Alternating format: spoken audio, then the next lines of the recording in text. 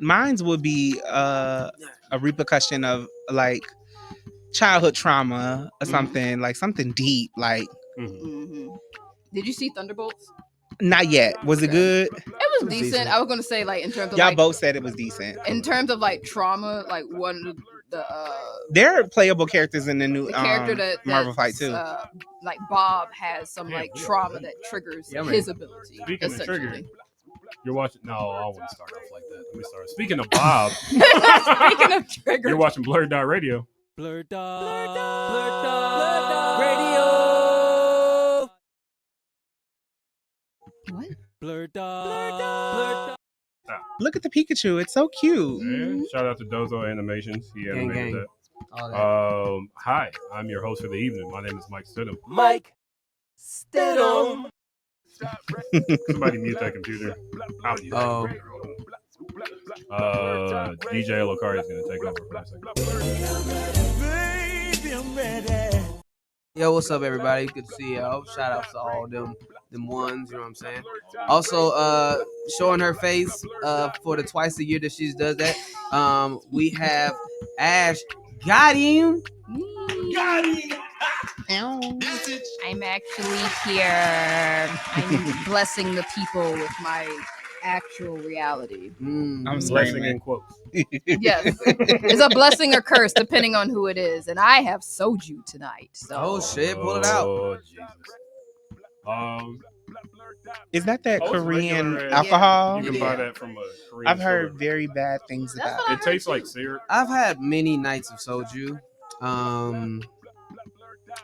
They've always ended in very interesting spaces. Now, I'm screaming. Now, I, for one, the PC way to say am a lightweight.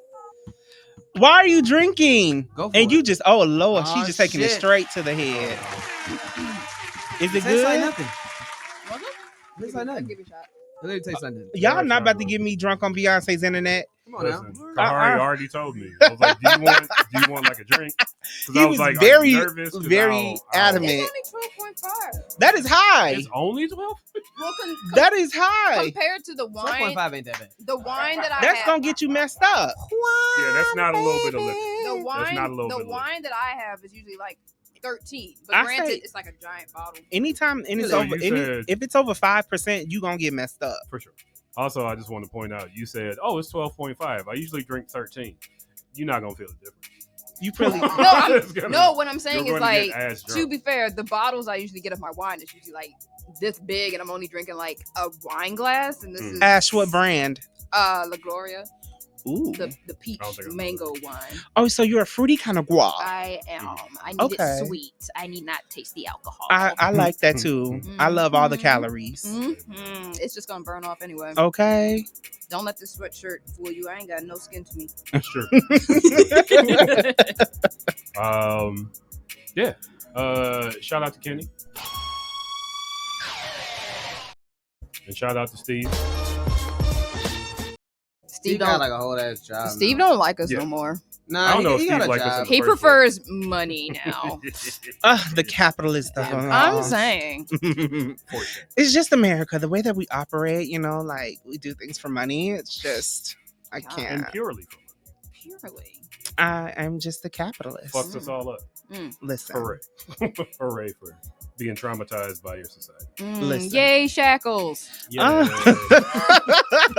On the subject of shackles, we're going to start off this show the way that we start off every show with Blurt Out. Blurt it out. I don't remember. I've done something this week, but I'm going to sidestep all of that to show you the newest addition to my Source magazine collection. Oh, God. Where did you even buy that? On the internet. It's still in its container, rightfully so. It would be worth NRFB. It will be worth a lot of money. Never removed probably. from box. Did you? I didn't pay. I'm screaming. How much did you pay for it? Be honest. $30. Okay, that's not bad. That's not bad. I paid for the That is not bad. I paid more for that on vinyl. There you go. Yeah, that's not September bad. 1997. I collect Source magazines because I feel like people need to know what the actual culture thought of people before white folks come in and try to tell you what. Yeah. Yo, did you hear this actual quote from Diddy though? one of the baddest motherfuckers of all time. One of the best singers, one of the best looking motherfuckers you've ever seen. Hold my drink, bitch. I'm sure that's exactly what he Cocaine said. is a hell of a drug. I'm sure You know he's what? probably. At that time, he was probably. Where was he at that time? Puff had just passed, right? I mean, oh my God. I'm sorry. Oh, it's I keep putting it into the universe. I did not mean to say that. I don't want to be guilty of Karma. killing Diddy. Yes, I'm so sorry, I wish Steve was America. here. I'm so Steve, sorry. The night Prince died, Steve said Prince will never die as he smoked weed and watched. It was at this moment that he knew. And then Prince died in the morning. So, Oh my God. I mean, For the record, Big Steve killed Big had Prince. just He got it. passed. yeah. That's crazy. So the empire of Bad Boy, 112 is still going strong. Mhm. No, they are not. They have no money. He had the Total locks. Total has What Faith I was think still Total going was strong. already going. No, not really. Faith was still going, yeah. What are the headlines on that cover? We got Puffy just wants to dance. This is back when he was Puff Daddy. Just wants to He dance. will always be Puff. EPMD got back together. And then I don't know the third one because heads up, this is the biggest issue ever. It wasn't the biggest issue ever. It was the biggest issue by 1997. The source was that magazine, though. It was before people started fighting. It was the actual Bible. Of Oh, you talking about the fight, the Source Awards fight? It was a lot. Oh, no, of fights no. going on. They always did that. I was just a baby That when it wasn't something. happened. You got the Boondocks making parodies of it. Oh my God, a chair! Oh, you unveiled it with your fingerprints. Tommy Hilfiger ads. I mean, That was always Back when is that Aaliyah? Hill, Yep. Hill, nigga, said Hill. That's Aaliyah, crazy. and that is the only recognizable face. You remember when they used to say that Tommy Hilfiger was racist? It is. There's somebody. He said he there's a- investigated. He had hired the FBI to investigate that rumor, and it turns out that it was some college student. That, So here's the evidence that I have in actually the Source magazine a month later. Somebody has on a Tommy Hilfiger jersey that says Tommy Hilfiger 88. And here's something that's important to know with the president that we have. 88 stands for the 8th letter of the alphabet, which is H. So it says HH as in Heil Hitler. Oh, well, Coincidence? Are we going down that I rabbit think hole? not. Oh Lord, We're definitely a rabbit hole kind of show. I love that. God, I hated all these ads in the Source. But this is why they made so much money. But see, people don't read magazines anymore. They don't people- make magazines. I don't. How much can somebody pull I up? How mean- much the magazine industry is worth in 2025 right now? I did. Or what's the leading publication? I did buy like 2 issues of what was it, Rolling Stone, just because Janelle Monáe was on the cover and did a couple spreads in it.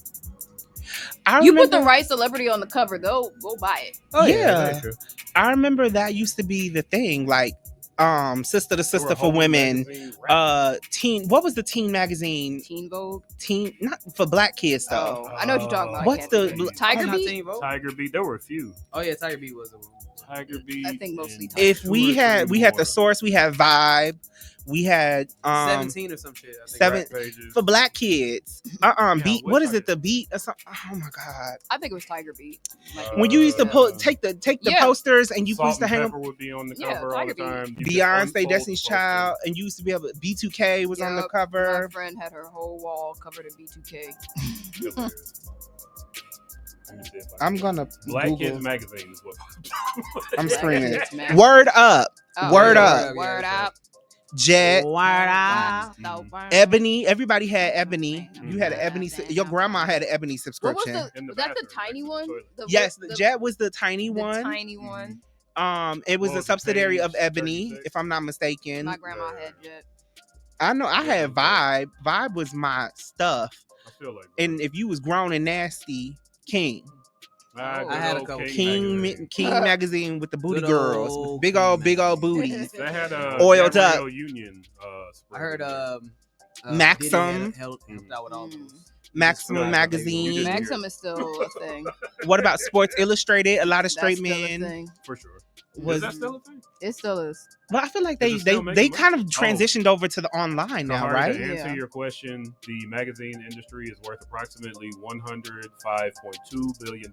Oh, Wow. Still Now, billion. So that people are does still cause buying me to magazines. Question, Yeah. how much was it worth back in the day? Because it had to have been worth more. Oh, you for for sure. sure. Yeah. Print Yeah. media is not what it used to be. no. Because we got Instagram captions and we got the Yeah. neighborhood talk and we got the shade room For sure. and we have fake clickbait. Like I was just on earlier today, someone had posted something about how the Final Destination ceiling, they were watching Final Destination and the ceiling collapsed. Oh yeah, was that not That true? was not true. It couldn't have damn. been. It was That's not the first thing my true. girl said. Like, that's not true. That was not That true. couldn't have been. Yeah. It happened in Washington State, in like Washington County or Valley or something, and they were watching Captain America. And there was only 2 people in the movie theater, so no one got hurt. Thank God, you know. Old ass theater. Yeah. Well, you know, people aren't seeing movies like they used to, or are they? Has the movie theater? We're slowly creeping back up to what we were pre-pandemic. I have not been to the movies in so long because I feel like by the time you turn your head, it's on streaming platforms. So why pay? The last movie, I will be honest, that I saw, I took my boyfriend for Valentine's Day to go see Hard Eyes. Yeah. At the Hard Eyes. AMC That's on streaming. theaters, and it was so funny. Yeah. It was such a good movie, but I spent like $100. You didn't see Sinners? Not yet. Well, I mean, at this point, it's going to be on streaming soon. So. Yeah, they say it's coming in June, right? Yeah. It's coming in June. And so unless you saw it in like, what was it, IMAX, the like 70 millimeter, the way that Coogler intended it to see it, then, I mean, I still enjoy myself. I saw it in theaters, but like to really get that cinematic, this is why we come to the theater type experience. That's why I would encourage people to go to the theater. Is it really 2.5 hours long? Yeah. It didn't feel like it. And there's 1 or 2 after credit. Is it after credit, or it was just after the but see, you mid credit? Was over? It was like mid credits. You cannot take someone who goes to sleep in the movies to go see that movie that long. If like it's not, no, it don't feel like it. No. It like does not slow down. I'm a cinematic person. I love film, so I love movies. What's your favorite scary movie? My favorite movie. My favorite movie. Oh my God, that's hard. I'm a horror buff. Like I love like the Scream franchise. I'm dedicated. I'm one of those people that will try to give it a chance. Most recent Scream movie. I liked it. The one with Jenna Ortega? Yeah. And Melissa, what's her last name? Something. Joan Hart? No. Bye. Bye, Ash. Go back to the north side. Excuse me. Is she still acting these days? Nobody else watched Clarissa Explains It All. I literally I'm screaming. Look, I'm a 90s kid. I'm born in 90 as well. But I'm screaming. Somebody gonna do. Oh wait, we're gonna make sure our copyrights are still. I don't want nobody to. I want to point out Will Smith is the last person because the sticker came off. Oh. It is a. How is he doing these days? I heard him and girl getting divorced. He got an album. Yeah, he got an album. Coming out? It's out. It's out. Yeah, I listened to it. Yep. You are a thespian. You are a musician of all caliber. So that doesn't surprise me. I love Kahari that you. I used to listen to Will Smith when I was a child. That's like one of his first albums. He was a really good rapper. We're not gonna sit up here and play. Yeah. He was a triple threat. He had some good songs. He had a couple good songs. Yeah. Welcome to Miami. Miami. He was doing his thing back then. Get jiggy with it. Nah. There was a time frame. There was a time frame in which Will was running the world. Like he was everywhere. Yeah. Oh, he was really until he went up there and slapped that man. It always happens too. I saw it. I saw it too. That was crazy because I was watching. No, remember we were on the show. We were on the show, but I had it playing on the side. I was like, "Yo, just slap Chris Rock live. This is crazy." I don't know what. That wasn't really. It was kind of like a tap. He ain't like he ain't give him the slap. He ain't give him the full. He ain't give him the full. It's not like he ain't whining. Give a rapper wig around it and pow. He did. You heard that. You heard it. You know what a little slap tap? Yeah. It didn't even sound like. It sounded like. It sounded like it was like a little. Just like a little tap. Who ain't got slapped before in their life? You know your grandma. Come here. Pop. Yeah, but still in front of the white. Oh, please play it. Please play it for the folks. I hope YouTube gets mad at me for certain stuff. I hope they don't get mad at me. No, it's just a slap. It's just a slap. How can she slap? Javier Bardem and his wife are both nominated. All right, no. Fast forward to her. Yep. Good luck. G.I. Jane 2, can't wait to see it. Lupita was like, look at Lupita's face when this happens. That was a nice one. Okay. I'm out here. Jada's face is not. Jada is clearly uncomfortable. She was uncomfortable. Oh yeah, wait a minute now. Yeah. Yeah, he slapped him. Yeah. And Will was laughing at her. Oh wow. Wow, that was hard. Okay, never mind. Yeah. Will Smith. I recant. Damn. Will Smith just slapped the shit out of me. I appreciate Can you believe that Will Smith just slapped the shit out of me? I'm not about to play with you. I will always give Chris Rock credit for being professional and just continuing the role. Because he's like, did that really happen? Because again, we'd have been scrapping based on stage, making all black people look bad. What did he say? He made a joke about Jada being bald. Like he didn't know that she had a condition. She has alopecia. Yeah, I didn't know either. I just thought like, oh, she rocking the bald look, and he's like, she's bold like that. Yeah. And then he's like, oh, G.I. Jane 2, which personally. Lupita. I'm going to, okay? Lupita, You said, nigga, calm Ooh. down. The world is watching. The white people do.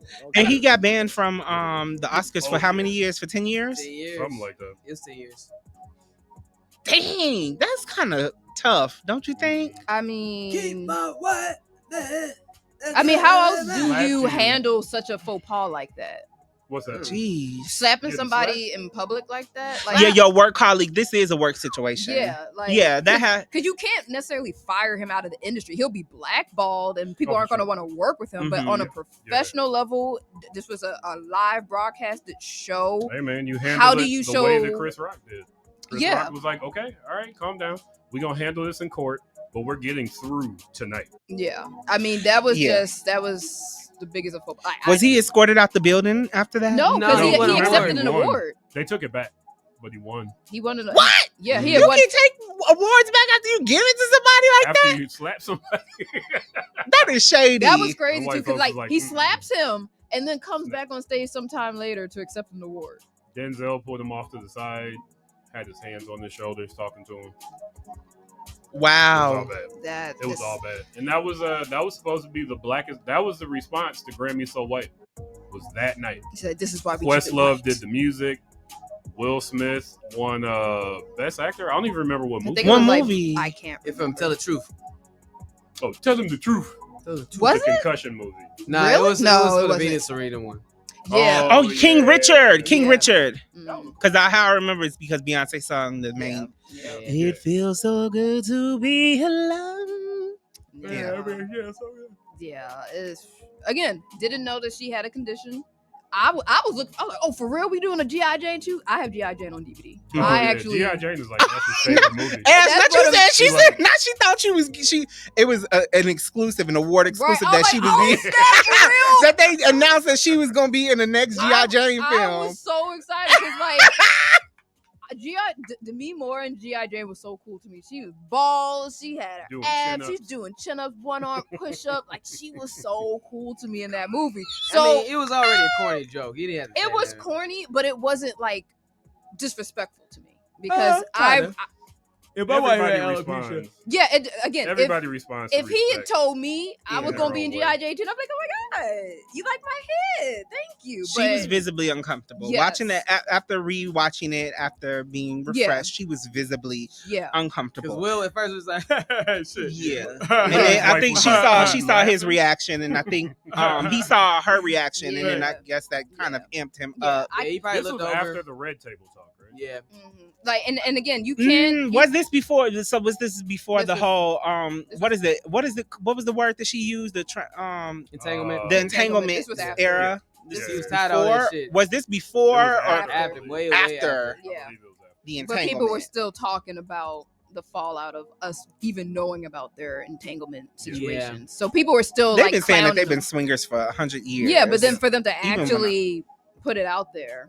And they were saying they were separated Mm-hmm. at this time. So at this time, it was public knowledge that they're still technically married, but they're separated. Mm-hmm. So, but you know how some folks in the black community will be like, any sign that your woman is getting it on with anyone else is shade on you as a man. Hey man, I'm just saying. I mean, he probably thought it was fine. He tried to get through the joke. Yeah, but you know, we have a lot of people who are open-minded to a lot of different things now. Like you see, it seemed to a lot of work for them. A lot of cuckold things are happening in the situations and threesomes and open polyamory. You almost said Polynesian.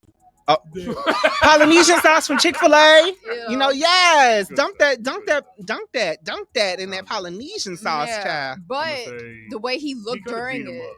Backstage. He didn't have to beat him up on stage. Yeah. In front of he could have kept he could have got he could have kept it real cute and just been like, you're an actor. You can be like, but that was he was trying to show off his manhood at the time, you know. Yeah, because like I said, that was the work situation that could have been handled in the time separately. leading up to it. He's being dragged on the internet for his manhood and this, that, and the third, and this was like a culmination of that, and he just did not handle that well. Shout out for Lupita though, because Lupita kept it very cute and just her eyes were like her eyes was looking over to that table was just crazy. I don't know how I felt. I wonder if Lupita was in his ear like, you just gonna let him say that? I think that it takes a lot of discipline to kind of withhold yourself in a manner. I'm still trying to learn that to this day. Not to be very reactive in situations. I think there's a white man's world for a long time. But when you are reactive, you are the problem. And then your blackness comes into play. Then you the angry black woman or you the aggressive black man. Mm-hmm. And I think for Will in this situation, he was so used to being like beloved and put on this pedestal that I think that kind of got in his head to be like, I can do whatever I want. Mm-hmm. I can go up and slap this man. Ain't nothing gonna happen to me. I feel like you know when you're gonna win the award, or at least you know when you're not gonna win it. I know that because I read a bunch of Wu-Tang books. When ODB rushed the stage, it's because they knew they weren't gonna win. Mm. So word gets around. I'm sure he was like, "Yeah, walk in here, do whatever the fuck I want today," and he found out. Yeah. Oh, he was reminded he's actually a black man. It's what Paul Mooney called a nigga wake up call. Yep. Wake up, nigga. Oh my goodness. They'll hit you with it. But yeah, my blurred out Source magazine collection gets another one. Another one. I bought this because I got the issue after where they were talking about why the fuck you get Puffy the cover. He ain't hip hop. He don't blah blah blah blah blah. So Diddy opinions are in this book and in the book after. Sordid history. And you deserve it, daddy. Oh yeah, he loved to call people daddy. He did. That is Playboy. Wild. It's really interesting. I've been so obsessed and fixated on the trial and listening to everything that's happening. It is crazy, the salaciousness of the details and you know how they're trying. People are like, when the nipples. Excuse me. You hear that? Yeah, that it was alleged that that's what he liked to do. You know, like he licked Cassie clean after the man. Another man? Yes. One of the freak offs. Take that on your chest, man. Yeah, he demanded her to be in a kiddie pool full of oil, baby oil, because she wanted her to be shiny and glistening. I remember hearing that. And you know what? Let's shout out to being shiny and glistening because you know what? People are ashy, and it is. If you know anything about being on set, I'm sure we've all worked on the set before. You know, it just kind of gives you it's an aesthetic. It could be worse. Ash! It could have been worse. I mean, they could have had her in a whole like baby pool of Vaseline. That would have been way worse. You know what? Vaseline's very thick and nasty. Yeah. Vaseline is thick and very nasty. Hot Vaseline. Selectively. Just have her cooking. Yeah, you're gonna bake like you're gonna fry like a little fat back bacon in a cast iron skillet with some Vaseline on you. But yeah, so they're trying to establish the RICO charges and say that essentially she was a sex worker because she was signed to this man for a 10-album deal, and she only released one. You've been working on a second album for 7 years, 7 or 8 years, and you released a string of singles, but there's no full body of work. So they're trying to say that she was essentially a sex worker. You were hired her as a sex worker. She don't have no album. Yeah. Where the music at? So you got more. You got more. Ain't no music. Ain't no music. Yo got heard more no of a song. body count than an album count. Oh, she got plenty of a body count. Yeah, it's unfortunate. Yeah, and that's not about, and that'd be different if this was what she wanted to do. Nobody signs up for. I don't think anybody wants to go into a situation. I didn't come to Blur Dot for y'all to run the train on me, okay? No, I didn't sign up. I just came to give my opinion on pop culture. There was no contract. There's no contract. No sex contract. Absolutely also, not. an important thing: read your contract. Yeah, read it thoroughly. If you're getting signed to an entertainment company, have a lawyer sit down with you that's not Diddy's lawyer. Have him read your contract so you know what he might say. Oh no! But you know what? To be fair, a lot of people, and this is why, I used to dream of being famous as a child. I used to dream of having that. Oh, I'm going to sign a record deal, and then I'm going to give me a $5 million advance, and I'm going to get out my way, singing my way out the hood, and You know, no one. I don't think anybody coming into a situation like that is hiring an entertainment lawyer or a music business lawyer to overlook your contract because they're going to look at you like, what are you doing? You don't trust us, or you're already starting off shaky. You're already starting off shaky ground. Mm-hmm. We don't know if she had publishing to her songs. We don't know any of the. She didn't. If she was on Bad Boy. Plus, he would charge you. The rumor says he takes 75% of your publishing. He said, Take that. Oh yeah, and now he tried to, a couple of years ago, he tried to make it seem like he was such a good guy before all this started to fall out. Ariel Day was the first one. She kind of said that something's about to go down. She was like, something is not right. Something ain't clean. As the late departed Anton Talley used to say, there's a raccoon in the river. There's a raccoon in the river. Something ain't clean in the water. Something clean in buttermilk. You giving your publishing rights away, and the gag is, if you look at what the stipulations of this Sony venture that he did with the streaming rights, you only get so much of a percentage. And as an independent artist, as somebody who's a no-name artist, and I don't have no space or play or team or anything on the radio, it takes millions of spins for sure. to accumulate make a small amount of money.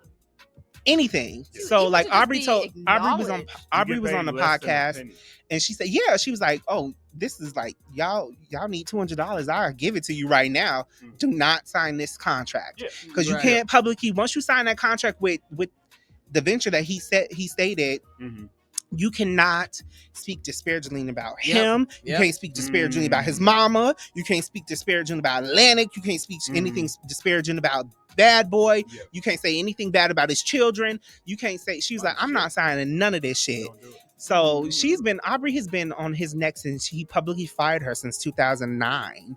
And she has a podcast that I think that everyone should check out on iHeartRadio now with TJ Holmes and his wife. And it is jaw-dropping that she's recanting some events and some personal stories alongside she's keeping her eye on the what's happening, and she's not being subpoenaed to talk in the court. I think that a lot of people were waiting for her to come forward because she's been on his neck for so long, but she's not. I don't think the situations that she dealt with anything would be overlapping with anything but RICO charges or sexual assault. Just her being put into weird situations. Yeah. So with her, she said that, and D Woods actually corroborated this on the Follow Diddy that's on Max, that you guys can stream and watch that episode. And his personal assistant was now actually HBO again. Yeah. Dumbass. We're gonna talk about that too. We're gonna get into that. It's HBO Max. They switched it back to because HBO. people kept complaining. Oh, okay. And they went back to the original format from the 90s, the black and white. Did you see that? Because they were still using that on Game of Thrones, a lot of their capstone shows anyway. Wasn't nobody calling it Max? Yeah. No. I still called it HBO Max. His mama calls them HBO Max. I'm gonna call them HBO Max. Well, to pull it back to the Bad Boy conversation, I brought this list of the albums out just to highlight this guy died. This guy died of AIDS. They said it was heart failure because his family with complications of AIDS didn't want people to know that he died of AIDS. That's sad. Yeah. Mace got himself back together after he moved to Atlanta and became a preacher. Isn't he suing him too? He was suing him. He was suing him recently. This was within the past couple of years. He called a whole. They went back and they did performances, and then he kind of had his foot on his neck a couple of years ago I've been too. talking shit about For Puff for years. For sure. Total, no idea. I talked to them. They were actually really sweet. Do you know why they left Bad Boy? They Or any couldn't. of their Bad Boy stuff? They were on the Like tour. they're still- No. But they were on the Let- they were on the let- tour. Let me make it very clear. They couldn't leave. They were not allowed to. No, they were contractually Obligated. And also, if you know the lead singer for Total, she was Pam. She You was talking about not. Samora's sister? Pam. Yeah, she was not paid for a lot of the features that she did. I Because believe like during her time, like she was like the one that sounded like T-Boz, so they used to put her on like all the stuff on the side. Like she didn't get paid for none of that shit. Only thing she got really paid for was for the Total stuff. that's right. So like it was like you in the room, I go ahead lay down these vocals and they get no residuals from it. I noticed from my because She don't even sing anymore. She stopped singing. They Like sing for the Bad Boy stuff, but like yeah, I met them in Soul For Real actually. Interviewed both Shout of out them to them randomly from my cousin. Nice. Black Rob passed on. Carl Thomas. he Don't know. passed. Yeah. Oh my God. Shine went to jail for 8 years. Shine is Oh, he actually a politician in Belize now. Yes. Yeah, people. And he spoke about. Y'all watch the documentary, y'all. I'm telling you, it's really, really good. He spoke out, and he's like, he's a very evil man. Yeah, people were like, "Oh, well, why would you like meet up with Puff?" He's like, "Dude, I'm a politician now. Like, and, like they don't mean that Gotta I meet forgive up him with for what he evil did. You know what I mean? Mhm. Just- I went like, yo, help out my people if you can. Yeah, for But sure. that was pretty much it. He's so fine. He is aged like wine. Oh my God. He looks like Barack Obama to me. Like young Barack Obama. Before he Okay, went to I can see that. politics. I can see that. His skin is still so Before good. he was president. I love Shine. Mm. Who got the keys to the streets? Shine was classic. Whoa.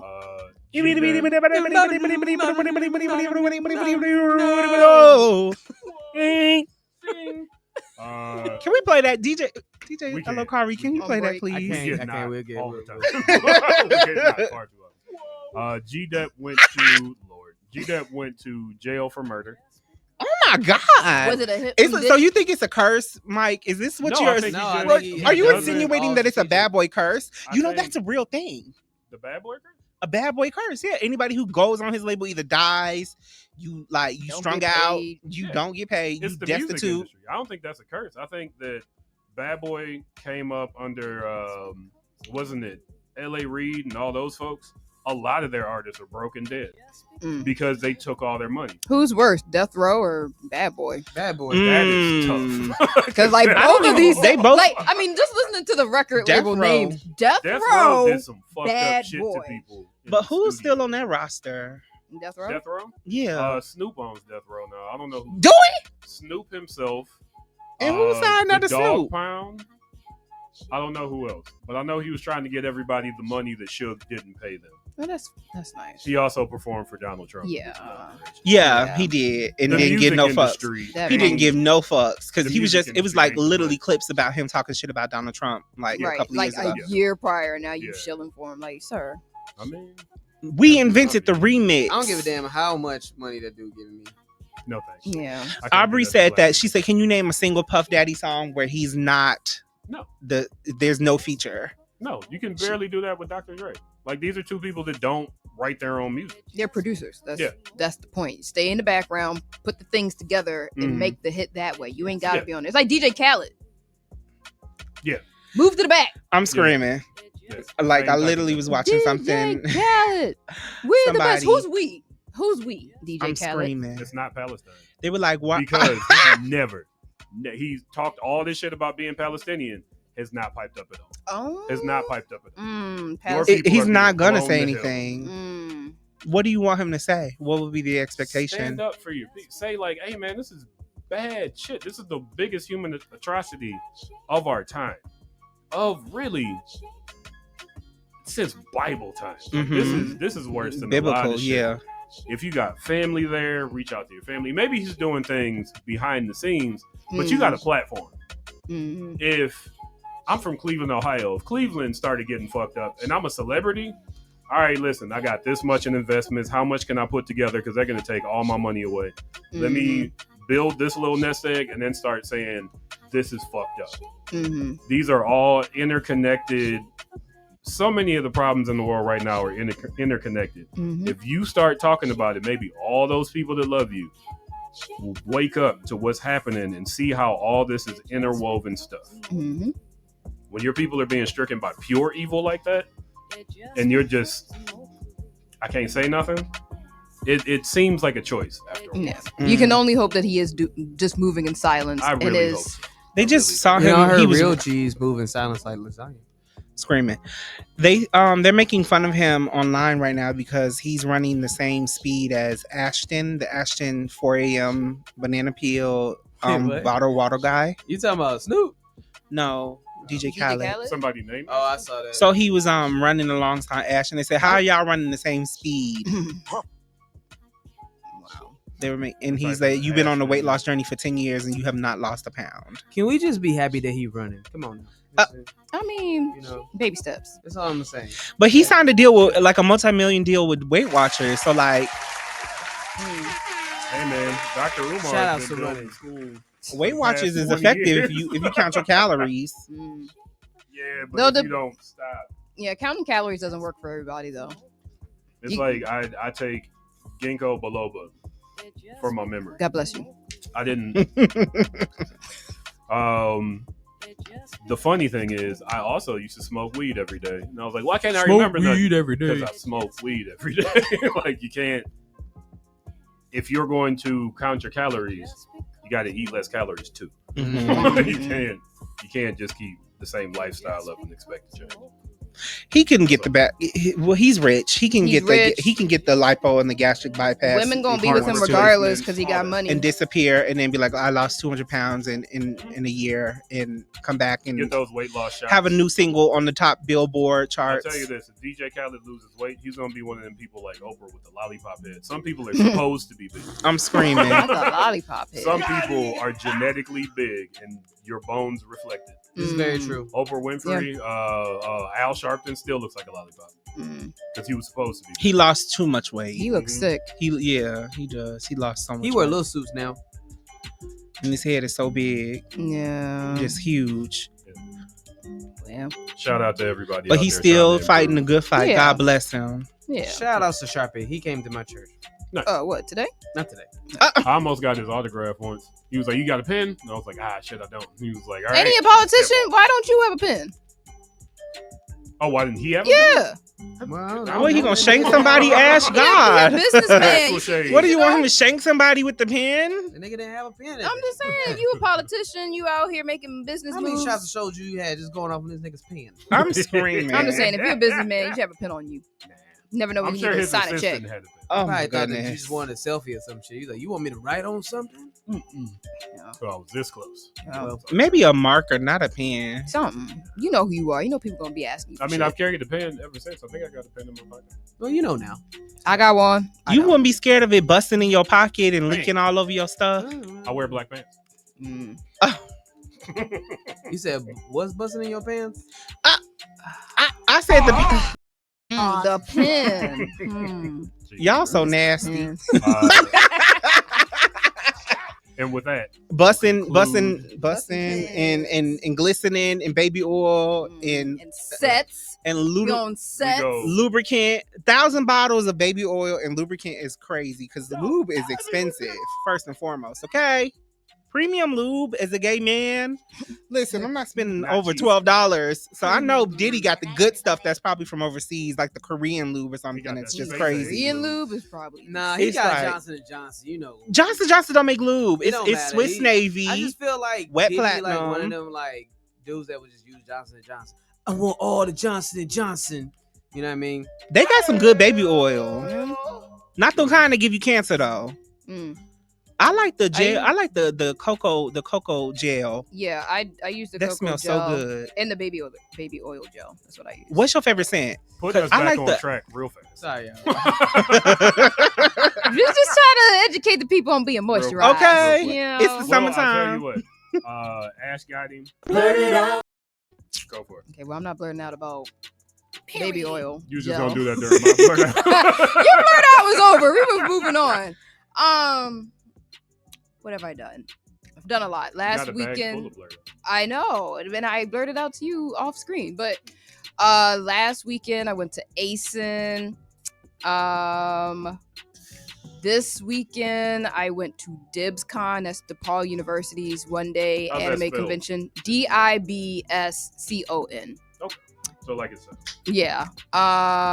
Did some vinyl shopping. Picked up some albums for DJ Kahari over here. Yeah. Just being nerdy the last couple weekends. I told myself after Ace, and I was like, all right, we ain't spending no more money all week. I've easily dropped another $200 this week because there were sales happening. Like, that's how they get you. I know, worth it though, because H&M was having a sale. It was like up to 50% off. Okay, so I got like, come on for foreclosure. H&M be expensive bankruptcy too. I got a pair of jeans for like $20. You can't get jeans for $20 no more. $20 for a pair of jeans. I think I paid like maybe $20 for a bodycon, like maybe 2 bodycon dresses. I think I paid maybe $70. Ashley still open downtown, or is they closed? The H&M? Yeah, they just moved like up the block. Okay, so there's still one downtown. Yeah, I was trying not to spend no money. I've got an entire paycheck's worth on my credit card, and then some. But I'm gonna pay it off in full because I don't like to have no debts on my credit cards at the end of the month. So smart. I really just need to not spend nothing next week. But the week after that is Janelle Monáe and Grace Jones' concert at the Ravinia, and I still gotta get my outfit together. So I don't know. I might have to come out of pocket for some. How much is that concert? Oh no, wait. I think Yeah, I think I have a picture of the receipt. Janelle Monáe and Grace Jones. Kahari, what's your guess? I'm gonna say definitely over $50. Oh, for sure. I'm gonna say 85. Starting probably for decent seats. I'm at the Ravinia. At the Ravinia. Yeah. Not the Salt Shed. On Broadway in Lawrence. Mm-hmm. No, the Ravinia. Or the one that's outside. The pavilion up north in North Shore. You gotta take the metro too. North Shore, right? It's in North Shore, right? What the heck is that called? Hold on. You said over. I'm thinking about the Riviera. That's what I mean. No, the Riviera is the one that's on Broadway. Broadway. The Ravinia. That's the outdoor fest. Yes. All right, so probably Kahari, cheap. Between 20 and like with the Ravinia, you can be on the grass on the lawn, for like $50 or something. 50? Yeah, like 50, 75. I thought it would be like 20. Nah, it's gone up. I was thinking when you said 80, between 20 and like $150. That's a wide range. I paid $180 to be would have been right. Center section row DD seat 16. Which is girl, not, you gonna see her wig fall off. That's what you about to be that close. No, that's not nearly as close as I've been to her other concerts because She's been on stage. I've been on stage. She's been on stage. Oh, I'm she was twerking on stage. I'm generally on the rail when it comes to her. Oh, you a good one. See, I'm a concert goer and a performer myself. I can't. I've gotten a picture with her. I've been Grace or Janelle? Janelle Monáe. Okay, so you a stan. I got a picture with her one time that is on my refrigerator. Because that was actually, it's funny because every Janelle Monáe concert I've been to, DJ Kahari has been somewhere nearby. Yep. And so like the first, I like Dirty Computer. Dirty Computer was the concert I went to and was invited backstage, but he already had tickets because he had like a girlfriend or something. So they had tickets. They was up in the balcony. I was like, well, fuck it. I'm gonna buy a ticket so I could be like third row from the front. That's not VIP. And I'm just there by myself. I had my cute cat headphones on, just vibing. And like one of her people just came by there. Was like, are you with them? I was like, no, I'm here by myself. Would you like to meet Janelle Monáe? I was like, yes. She was just here a couple of years ago, right? For what tour was that? That was the Pleasure. Age of Pleasure? Age of Pleasure. She was here again. At the Argonne, correct? And she had the pants. Yep. The pussy pants. Yep. Yes. And DJ Kahari made it up to the front with me as well. It's very true. I heard she's a great entertainer. She's great. You've never seen her live? I've never seen. Oh, she is so good live. She escaped. Okay, we're going back to the Diddler because she was signed to Puffy. Was she? She was. She was. Yeah, Big Boys. But no, she was signed to Puff years ago. This is when when they assumed that she was a lesbian in the Suits. Mm-hmm. Well, and she was she was very like her music was very alt, like it was just not as main because she went mainstream with yoga, like She went after Tightrope and stuff, and Electric Lady. That was not really mainstream. Yeah. That was yoga and Tightrope were the ones that the white folks were really playing. Yeah, real hard, which I do too. But I like yoga. That's how she got my attention. Was yoga. Tightrope is what got it. No, because I found Electric Lady. I knew Electric Lady. The Electric Lady is my alarm still to this day. Okay, and I have it's very loud. I have the jacket, so you definitely gonna wake up to Electric Lady. I got the Letterman jacket. Like, she's my girl. And like, it's funny because like a lot of my favorite female artists turn out to be some kind of queer after the fact. I was like, oh, she's an amazing actress. Well, you know, I loved her in Moonlight, and her boobs are amazing. Oh yeah, she was in Moonlight. Oh, I love her boobs. She's a great actress. They're so good and very conscious, so pretty. Her at the Met Gala this year. I like her so much. Can we confirm that she was dating that lady from that was in the yeah, she was. She was dating that lady from the Zazie? No, not Zazie. It's another light-skinned girl. She in the Marvel film. She was in the Marvel film. Yes. Tessa Thompson. Tessa. Her. Were they ever? Did they ever confirm that they were together? Yes, they were. She's Pan. So, you know, it's like them all. I'm here for it. Yeah. What happened to Jadena? He's still around. I feel like they were like synonymous at some point, and then he just like fell off the face of the earth, and he's just like super sexy. They're under the same. The most light skinned nigga on earth. Pretty much. The most light skinned nigga. I am hollering. The lightest skinned nigga. I got a picture with him too. He's super fine. I remember he was at the promontory, and like all the hoes was there. He's so fine. He got caught up in being a bunch of like not sexual relationships. Wait, who? Consensual? The most light skinned nigga ever. Okay. You know. No, but he said that like he really, I really like. He's very Janae. Oh, he did. I remember him talking about that. He did talk about how he disrespected women. He's very open about that. Me and Jadena. Oh yeah, he not looking like that no more, honey. He dressed like a corner boy now. Oh, he a corner boy. He don't dress like you met him. That was definitely like a I got a classic man. An era. Yeah, you met him. Yeah, I'm a classic. Yeah, he classic man. Yeah. Oh, you gotta put that DJ. We just giving you please play that, please. I can't play that. We gonna get blocked. Twitch doesn't like it. Oh wow. Yeah, that's why I'm playing all these. And then this is me and Janelle. She's small. Oh my right? God. Are you towering over her? I am. I'm like bent down a little bit. Ashley, put it in the camera. She is small. How tall is she? She's like 5 foot exactly. Jesus. She's like Wolverine. Yeah. Wolverine. I'm not about to play with you, Mike. Yeah. She is tiny. I'm like 5'5.5". You know what? Those girls from DK are like that. They're tiny. Like I had to crouch down. The way she's always. How tall are you? I'm like 5'5.5". Yeah. So you look like a giant over next to her. And that's in flats. We're both in flats. And you were wearing like, kind of like. No, they're flat. Chucks. Those are Converse. Yeah. You don't get much flatter than that. And you towering over her. Yeah. Ashley, is that you got any more to blurt out about? Yeah. No, that's pretty much it. Just blurting out about Janelle. Yeah. And seeing her in 2 weeks. Blurt it out. Oh yeah. What am I blurting out about? I'm gonna try to do these segments called "What is Elgin doing in his professional life lately?" Everything. Because that's kind of like what I be blurting out. Rethink that name. Yeah, I don't know. This is what's Elgin doing in his professional life lately? Segment. Hold on, wait. We got a thingy for it. I'm gonna add to your intro. Are you ready? Yeah. Oh God. Yeah. Okay. Wait. So one thing that's happening right now. Oh, I'm sharing screen. Okay. So first things first is there we go. So right now we are trying to raise funds for Stomping Grounds Literary Arts Initiative. For those that don't know, I run an organization called Stomping Grounds Literary Arts Initiative. We run incubator spaces inside Juvenile Center. We're currently trying to make $50,000 to support the work that happens in the Cook County Juvenile Detention Center. So we primarily teach in 3 different locations, but the those other locations they have their own funding attached to it. So this is like all of this money that we will go specifically for the work that happens in the Cook County Juvenile Detention Center. Okay. So if you all are interested, you most definitely can, donate to us. Click the donation link. So when you click on the donation link, you can take a pound.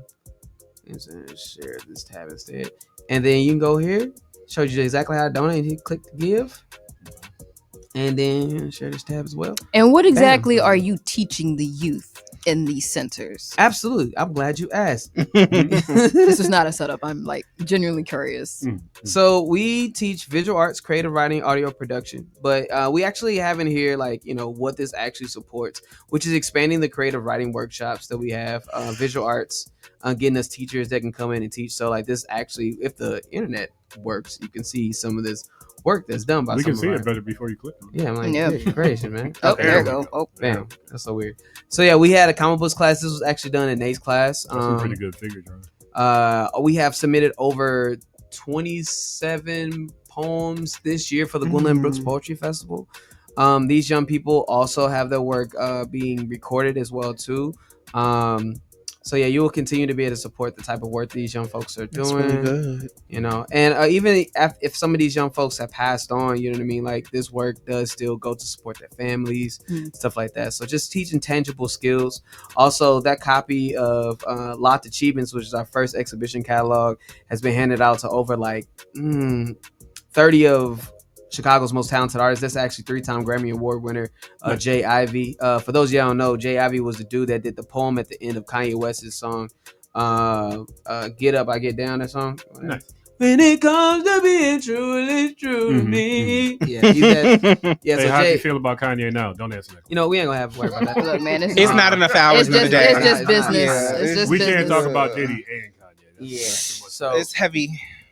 So it's always good like this. So this funding does go to support more. That's my pastor with the book. Yeah, they Oh, okay, Pastor. Don't he look good? Hallelujah! Shundo! You're gonna have everybody in the pulpit on Pastor Sunday. single. Hallelujah! So not only would it go to support us doing more work there, but also it would support having 3 open stages that happen inside of the Cook County Juvenile Detention Center. Nice. Kahari is actually one of the people that's been to our open stage a number of times. You know what I'm saying? Kahari, I don't know if you want to speak on your experience at the open stage. You know what I'm saying? Yeah, it actually is a place of community, a place of growing pains. You also get what makes Stomping Grounds a little bit more unique is it's very centered based around education. It's not like you're just getting on the stage and just kind of performing and running off and trying to get your Instagram likes up. It's about something that you learn. Even though we do support people's Instagrams by putting their stuff up. We do. But there's also a learning course for the featured performer that is there that kind of teaches you about their creative process, their background. You dive deeper into their creative space and how they are able to produce art, and you do warm-ups and exercises, and it's a way for you to kind of get to know other people around you. Very interactive. It pulled me out of my retirement because I was getting ready to retire. I'm serious. I was at a point at the time where I was ready to give up on music, and then DJ Kahari, and I was there to support a girlfriend, and she was there as a feature performer. Like, y'all should just perform. I was like, okay, and I've gone ever since. Nice. So it's that's the highest praise you could give the program. It's a really it's great. Something about reshaping your perspective when you're helping others, like just being in a space like that where you see folks who are hungry to learn and be creative. It's like, how can I give back to that? How can I help nourish that? And sometimes in doing that, you nourish yourself. It's like, oh yeah, this is why I like doing this. They feed you. It's interactive. It's a community. I have met lifelong friends since being a part of Stomping Grounds. People, it's just one hand that feeds the other. It's a great source of network and encouragement. So I would advise everybody to come every third Thursday of the month. Yep. From 6 to 9. Correct.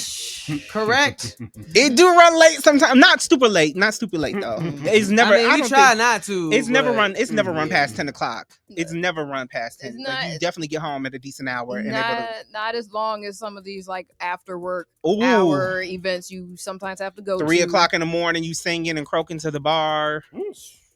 And then gotta go to work on Friday. Yeah, no. But thank you, Kahari. That's kind of one of the best endorsements I think we can possibly say about it. And we've been doing it since 2000.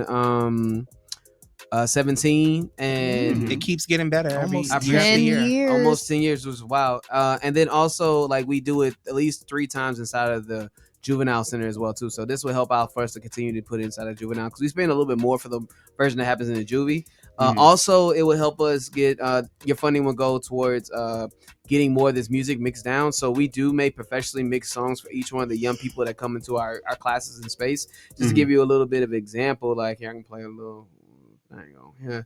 Yeah. New music alert. Check out the single undertaken by our student Khyles. Let's go.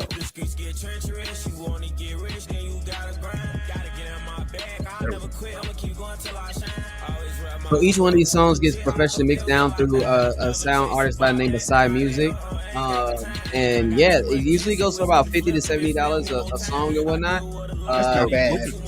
No, it That's really not. is. It's a It steal really is. to get a record mix. And I'm talking about like, and most of the time when we're recording stuff, we're recording these things in like an open classroom and whatnot too. But we want to make sure that each one young person You can download and support this track right now on Bandcamp. Go check out our information in the bio. So yeah, we want to make sure that we're still creating like professionally mixed songs and stuff for like the young people that we work with. All the songs are original tracks, you know what I mean? So we're teaching young people about like how to, you know, not only just put their music out there, but also how to like make some money from it and also working with them on that. And then last thing is just getting more copies of Locked Achievements, our catalogs printed, because man, the more that we get their words out there and for what it is they do and their work, like it just continues to help to fuel and fuel the next generation of artists and whatnot, getting their words out there. So yeah, man, it's really dope. I'm so proud of like all the young folks, and also every time we print one of these catalogs, it goes towards the young folks mitigating evidence. You know what I'm saying? So it's like evidence that's geared towards all the positive things they're doing and not focusing so much on these negative stories about young folks and how many fights they got into and some bullshit like that. You know, also we have a program called audiovisual production where we actually train young folks on how to set up sound for shows and all that kind of shit. So I need to be a part of that. Hey, I mean, so shout out to everybody, you know what I mean, that's already donated and you know what I mean. But yeah, if you want to, there's a couple of different impact levels, you know what I'm saying. $10,000 supports a full teacher to come in there for a 10-week session, you know. 250 will cover open stages, 1,000 supports multidisciplinary residencies for professional artists, print move copies of Locked Achievements, $250. That's about 50 copies of that book. And then $50 will get a song done. If you want to pay for a song, you know, a young person to get their song mixed out, then bam, that's like a good $50 to do. How much have y'all accumulated so far? We are trying to get a give butter so we can give you all like an exact number right now, but we're under a fiscal sponsorship right now. And so you'll be able to see more about that. The people have been. Yeah, a little bit so far.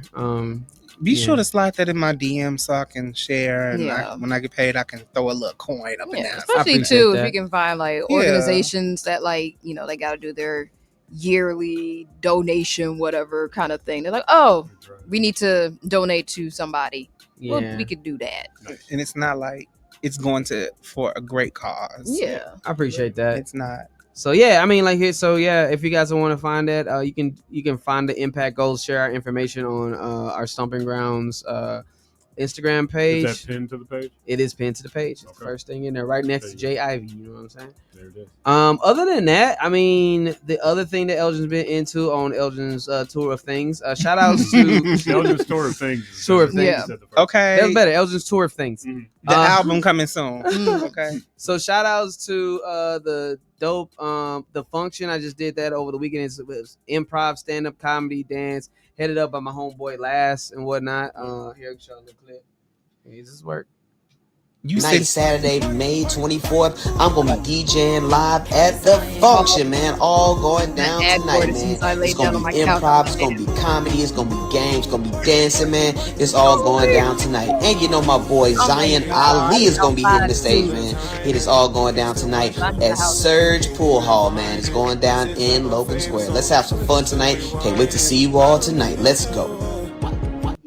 Yeah, man, it was a lot of fun. In all honesty, like I really love the vibe of of what they be doing. I can go into their story so you can see a little bit of how it looked yesterday.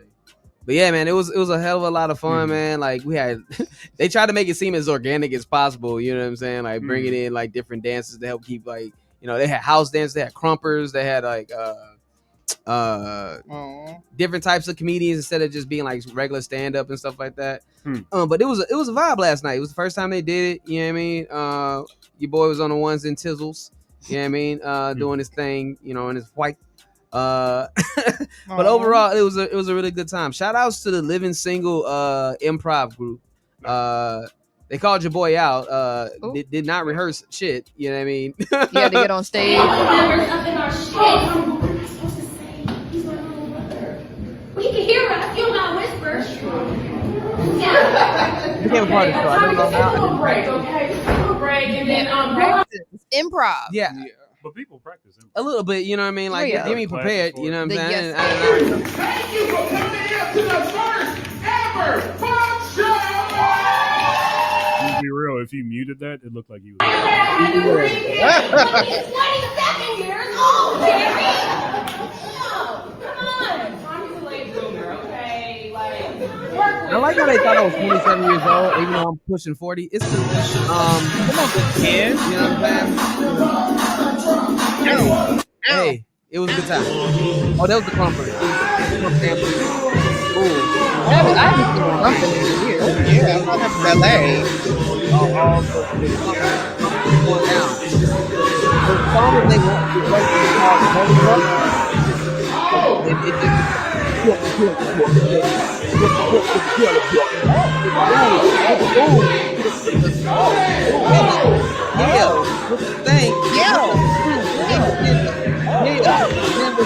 what the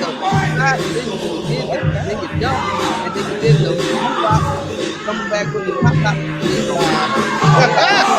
Yeah, so it was man, it was a good time. Shout outs to the function, man. You know, continue to support this folks. They only have 114 followers. I hope they get more. And you can find them on Instagram under Can You Function. As far as just like, will that be like a monthly installment or tri-month every 3 months? I hope so. I hope so. Is that you in the ads at the bottom? I told you he got skin. Yeah. Thought I saw your forehead and glasses. He look good. You know, I need to be on the DJ Kahari diet. Okay, it's working. Oh, thank you, Kahari. Appreciate it. But other than that, yeah, I mean, as far as what I've been, you know, just regular blurting out about, I've been rewatching Daria. Great show. She was so before her time. Absolutely. What is it on? You can watch it on Pluto TV for free. Ooh, nice. Okay. Because folks been saying forever that I'm Daria, and I'm like, is the app for free? There's like no subscription. Are you sure? Because Pluto TV is free. Pluto is free. Pluto is free. Okay, because I got Roku. Nah. You gotta watch 7 commercials every. Yeah, it's annoying, but I mean, based on since you've been rewatching Daria, I've only been seeing some like mini like episode video essays, not all the way through. Really? Because when Daria was coming out, I was probably like 3 seasons. I was probably like seasons. Did they have like 3 seasons in a movie? 4. Mike, can you look that up for us, please? It wasn't on. But I was. It was such a cult classic. I was a child. Yeah, I was like maybe 6. Yeah, I was like, did not have cable like that because it was like on MTV or like Noggin, not Noggin, the N or whatever it was called, the Nickelodeon version. Was it on Nickelodeon? No, the Nick at Night. Not Nick at Night. There was a version of Nickelodeon on cable that was like for teen shows because like Degrassi was on it. Teen Nick. Teen Nick and something like that. The point is, I ain't have money to watch Daria like that, and I don't think I had the mental capacity to appreciate Daria. It was. You gotta watch it when you older. Yeah, it's so slapsticky enough. Well, I would say now as an adult, I like the jokes more because like I enjoyed it when I was a kid, like no matter what. But like as an adult, like a lot of the jokes now that I like missed as the sarcasm, like Daria's humor is very dry, and then her friend Jane also had that, but like she was not as like cynical as Daria. My favorite episode was about the black girl when she was like the token black friend, and she was like only picked. Correct me if I'm wrong, Elgin. She was picked prom queen or something. Yeah, her and the black dude. Yeah, and it was like you're only picked because Mm-hmm. I mean, the thing was like, how do you like? They had like an existential crisis about it. Like, it was like, So like, how does it feel? Like, at the end of the day, like, we only picked like this, like because of this, and this, right? Yeah. And then they was like, I'm not buying into this bullshit. And then they saw like this little black girl looking at him, and then she was like, all right, fuck it. Like, she was like, I ain't performing them no more. I'm gonna sit my ass down and see the little black girl. Like, the black girl was supposed to get a spinoff. Yeah. I don't know what happened with that. I think the Daria shit died down. It's also, a lot shout of out things. to being a Beavis and Butthead spinoff. I mean, that best. was. Wait, isn't it also a spinoff of King of the Hill? No. What's that? I thought. Well, King of the Hill is. It's just the same guy. The spinoff, but it's not the same character. Oh, okay. No, it's not. It's Mike just the Judge voice. made both of them. Yeah, got it. But yeah, no, I'm thoroughly, and I forgot how addictive it is, man. Like Daria is super addictive, but I'm back to enjoying it. Like I used Daria and like Batman the Animated Series are two things that I watched as a kid that can be on all day and I wouldn't care. Yeah. Oh yeah. Would you say I'm anything like Daria in your rewatch? Somewhat. There's similarities. There's some similarities. I'd like to think I'm more of Jane. I think you're more Jane than Daria. You don't paint enough. I don't, not anymore. But in terms of like outlook on life, like Daria just like she rubs me the wrong, just like how Wednesday kind of rubs me the wrong way. Everybody likes to associate me with Daria and Wednesday, but they just have a way of dealing with people that I don't like. And it kind of bothers me that people think that I'm like Wednesday and very Daria. nonchalant because they not both even were, nonchalant. They like hate people outwardly. Let me ask you this: how did you feel about volleyball in gym class? Oh, I love volleyball. Then you definitely wouldn't. Yeah, you definitely not Daria. No, you're not. Yeah, like, you're. I would say you're more Jane. I'm than definitely Daria. more Jane because I also ran track. Daria was very much anti popularity, mainstream. I was very. There was this common thing where like Daria would be playing volleyball, and the ball would go towards her, and she just step out the way. But like it's like no effort, no energy. Yeah, none. I put in effort. I put in energy. It's giving. But I tried my best. But at the same time, I don't think give. She tries. She doesn't allow herself to try. Yeah, because she doesn't want to fit into the mainstream.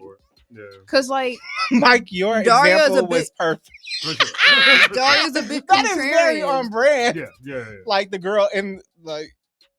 You just cost us the game. You just cost us the game. Like it was kind of the point. I'm not trying to be like I agree with Daria in the sense of like I'm not trying to do anything just so people can like me. I do the things I do because I like it. Mm-hmm. That's it. But Daria seems to lean more into like if you don't like it, then I am gonna like it because you don't like it and it's not mainstream. What do they call that now?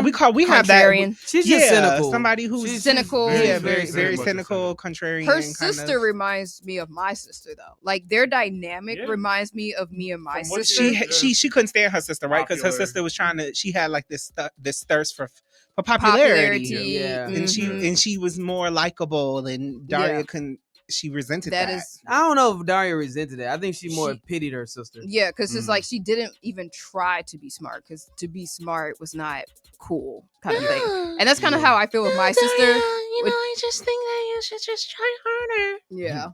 Nah, I don't think. She made fun of her for trying. Yeah. Like Quinn was not nice. You're making me sick. Yeah. My sister can be mean. Quinn is like the embodiment of vain. Everything that Quinn does is very, very vain, and like the way that she would like go through all the dudes, I don't even know if she liked men. To be honest, it was more of like that's what it's suspected of me. Quinn likes what dudes can do for her. Mm-hmm. Like she literally isn't that women nowadays though? Hey, I mean, no shade. Before her time. No shade. It's no shade. I mean, that's we're gonna be honest. That's women nowadays. That's the dating scene in general. There's a lot of folks who are just with you for what you can do for them. There's this whole conversation online that men hate women and they only like you for sex, and after that, it's just like, what good are you? Right, you're good for sex, and I can show you off to the boys in the group chat. Be like, yo, look who I bagged. Yeah, and after that, I'm through with you. Rap lyrics to corroborate that. Very interesting. But yeah, I've been enjoying the rewatch of Daria. I'm almost done. I think I'm done with the first season. About going to the second season. And I'm really interested to see how the story about Tom is gonna go. As Jane's boyfriend. Yeah, as a rewatch. Oh yeah. Oh, I do have an announcement to make. So for those of y'all that did not know, for the last like 3 months, we've been filming this film series of for Avery R. Young, doing the Chicago Soul poems. Yeah, I can do like a little share. I like her wallets. The little that backpack is cute. That was cute. I need that backpack. So yeah, we've been doing these Chicago Soul poems and stuff. I'm not gonna play them, but I'll at least have it going on in the background. So electricity doesn't just. There we go. So we've been doing these series of videos, and they're actually looking real good. You know what I'm saying? The city got a hold of that. These things are looking like actually professional and shit, and was just like, hey man, you know what? We want these to open up for 19 different concerts and festivals in downtown. Nice. So, okay, yay! So congratulations. Are they paying you for that? Yeah, they we've already been paid $15,000 as an organization to do this. Nice. Let me get $6. Okay. Yo, get in line. He said $6. I'm screaming. Just till payday. I'll pay you back this Friday. Okay. So yeah, man, it's gonna officially like open up some concerts over the summertime. So if you're like wondering, like, damn man, like who did these videos? Let's open up these concerts. Like your boy and his crew did this. So shout outs to all the amazing poets that helped to make this damn thing possible.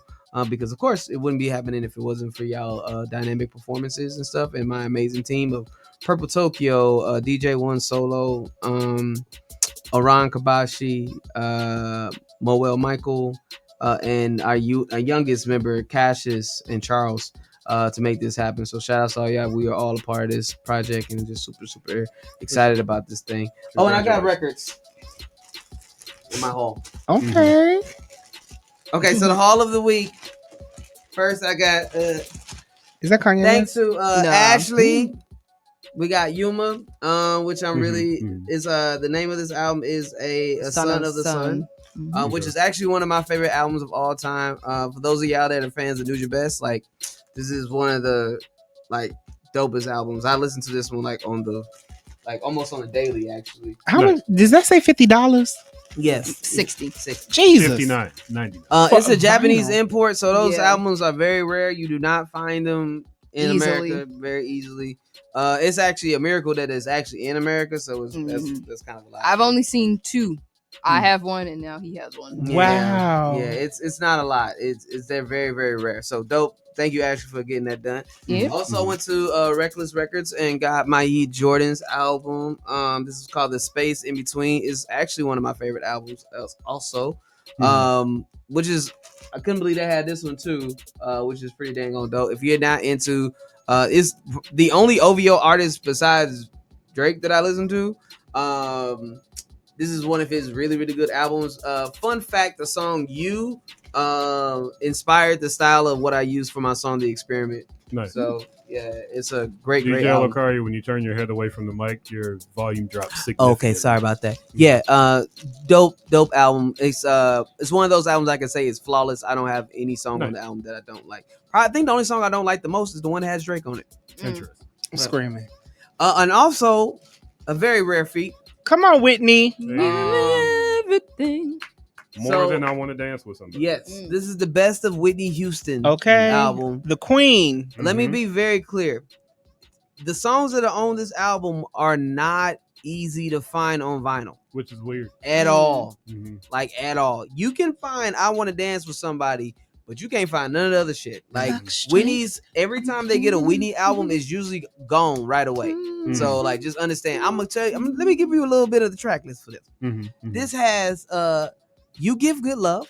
You Give Good Love. Saving All My Love for You. Saving all my love for you.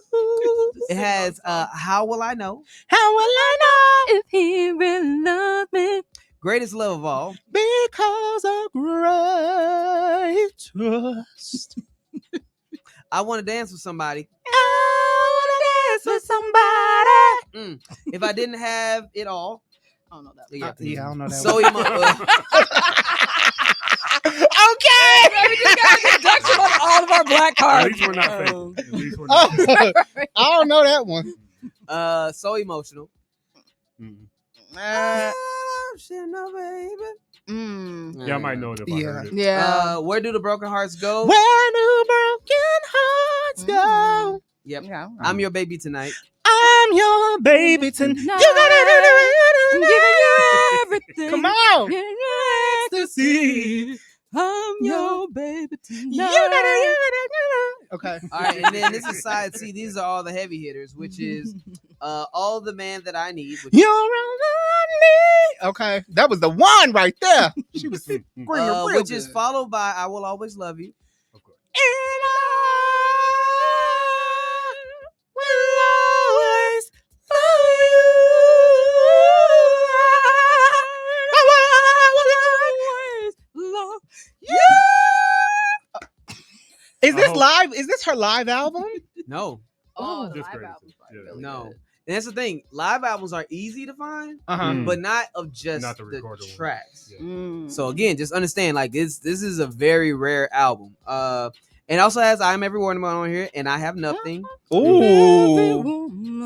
It's all in me. I Have Nothing is actually my favorite Whitney song. Nothing if I don't have You, my darling, you. Yeah, it's my shit. And then it has Excel to shoot. I do. And then I Believe in You and Me. I believe in you and me. And then it has My Love Is Your Love. My love is your love. Your love. I Look to You is also a good song too. Never Give Up, and then the last song is Higher Love with Keiko. I don't know that one. I don't know. I think it's a new song that Clive Davis put on there. Mm. But Are these remastered? DJ Kahari. I'm guessing so. Oh, so the sound quality probably good. Yeah. Her voice. Fuck Clive Davis, but you know what I'm saying? Hey. For sure. This is a great album. And yeah, I'm queen, the voice. Had no choice. Had to buy it. Had to buy it. It was gonna be gone. Her version of the national anthem is still legit. Nobody's touching it. Nobody. Scientists said that Whitney had something with her vocal range that like was stop this. What? Something about her vocal range was exclusive to Whitney Houston. Like she was like a mutant. There was something that she could do. Omega level human. Other people could. Omega level vocalist. Level. Isn't that what it is? Ain't there a mutant that's a singer? Was it Sparkle? Dazzler. Now we calling her Sparkle. What's her name? Sparkler? That's a different thing. That's a different thing. Sparkler? Dazzler. Her too. She was. But yeah. So Screaming. shout outs to them new albums. I can't wait to go check them out. You know what I mean? Really great haul today. Also thanks to Ashley. But yeah, man. Very rare albums. I've been finding some good stuff like on like Ain't it fun when you just find them in the store? And of course with that Whitney Houston album, it was one at Reckless Records. Where's Reckless Records at, y'all? It's on Milwaukee. There are a few across the street from the one I went to was a Reckless Records across the street. Damon from, off of Damon. No, Damon. Well, it's a little bit further down. There's Milwaukee. One, there's also one in the somewhere Loop. in that Right across Booker from Park Emporium. area. Yeah. Okay. There's also one down in the Loop. Downtown, and there's one off of the Belmont Red Line. Yeah, that's what I'm off of. Yeah. I know exactly where that's at, next to the hot dog place and stuff. Yep. Devil Dogs. But where you really want to go, honestly, are some of the like lesser known record shops. This is where you're going to find some of the like Japanese imports. That's where I found the majority of my Nujibus hideout production stuff. I love up that in Evanston. Everything is going back to vinyl now. Yeah, it was a lot of people in Records today. I was like, what the fuck is so many people in Reckless? Because y'all play? Do y'all have record players? I do. I do. That's the only reason why I got into vinyl. And they have them so cool and quaint and pretty now. Like it costs a few $100s. I got mine for like $70 on not discount at Kohl's because my grandma got Kohl's Cash. Come on, Kohl's Cash. Come on, Grandma. Like it usually went for like $150. I got it on clearance and Kohl's Cash for like $70. Okay. I guess I'm collecting vinyls now. That's dope. And vinyls, they charge. Ash over here collecting vinyls like a Pops. Yeah, it's my new collection thing now. They are expensive. They're like $30 to $60 a pop. Yeah, like they have like the artist bundles now. Like the vinyls are expensive. Yeah. It's like $60, $70. Like you said, $60, $70 for some vinyls. I gotta be real selective. Like if it has to be an album that I can play front to back, no skips, and that is a small selection of stuff. Because like as much as I love Janelle Monáe, all of her albums I honestly don't play all the way through necessarily. Love you, but if I'm paying $30 for a vinyl, I need to be able to let that thing. She got me on Dirty Computer, and that's where I. Age of Pleasure. Age of Pleasure was good too. That's a solid like 45 minutes. It's over. Well, that's the way the music is going now. Absolutely. Yeah. No, maybe that'll go back. They said in less than 10 years we'll have songs under 2 minutes. Oh, I do have Age of Pleasure. That's an anime on, intro on vinyl. I do too. I haven't even opened it yet. DJ Lokari, does that wrap up your blurt out? It absolutely does. Thank you. Last but not least, Kahari. Blurt it out. What have you been geeking out about lately? Well, I went to go see Cowboy Carter. I was about to ask. I'm like, you night seen one. Like, with the storm. Oh. It I was heard y'all got out mess. at like 1 in the morning. I have pictures and Is that video. the one with the sandstorm? No, that was Saturday. Oh, Jesus. I did not. So I went when the wig was fresh. Is she sacred? When the sacred was freshly installed. I don't, like we had this conversation earlier. I am a concert goer. So I don't need to be underneath Beyonce's wig. I don't need to see her brow sweat. I don't need to see Blue Ivy up close and personal. I'm spending money. I better be. I'm not about to have. No, that is a lot of money. I know. I mean, you know what? You know what? A couple thousand. But the thing is, too, it depends on the artist. Because, like, she's going to perform no matter where you are in the stadium. And she's going to have the screens for it. But, like, some artists are better in a more intimate kind of situation where you can be. Liv was like, she's an intimate settings kind of girl. But she ended up going with Kia Trammell on night 3 when it was freezing cold. But for me, this was my 6th time seeing Beyonce. Beyonce was my very first concert when I was 17 years old. And I went, y'all remember when y'all had to go to the box office to purchase tickets? That's how old I am. I just turned 35. My birthday was on Wednesday. Happy birthday. So yeah, turned 35. Thank you guys. I went to Beyonce, like I said, that was my Beyonce pre-birthday treat. And it was a mess. Like getting no, the concert, let me say, the concert was beautiful. Production amazing. You're always going to get your money's worth when you see the queen. Okay. Getting to it took me 40 minutes to get to my seat. It was a wave of people because of the storm. Wow. I'm going to show you the pictures. If you could put the 40 pictures minutes in the to get to that a camera there. So We'll this share was them the with sea of people. Hold on, internet land. Because, like, you got there at, like, what time? I got there. And you had to walk through all those people, or that was like the line? That looked like fucking anime convention. That was people going to they were going. Sorry, Mike. They were the floor level people.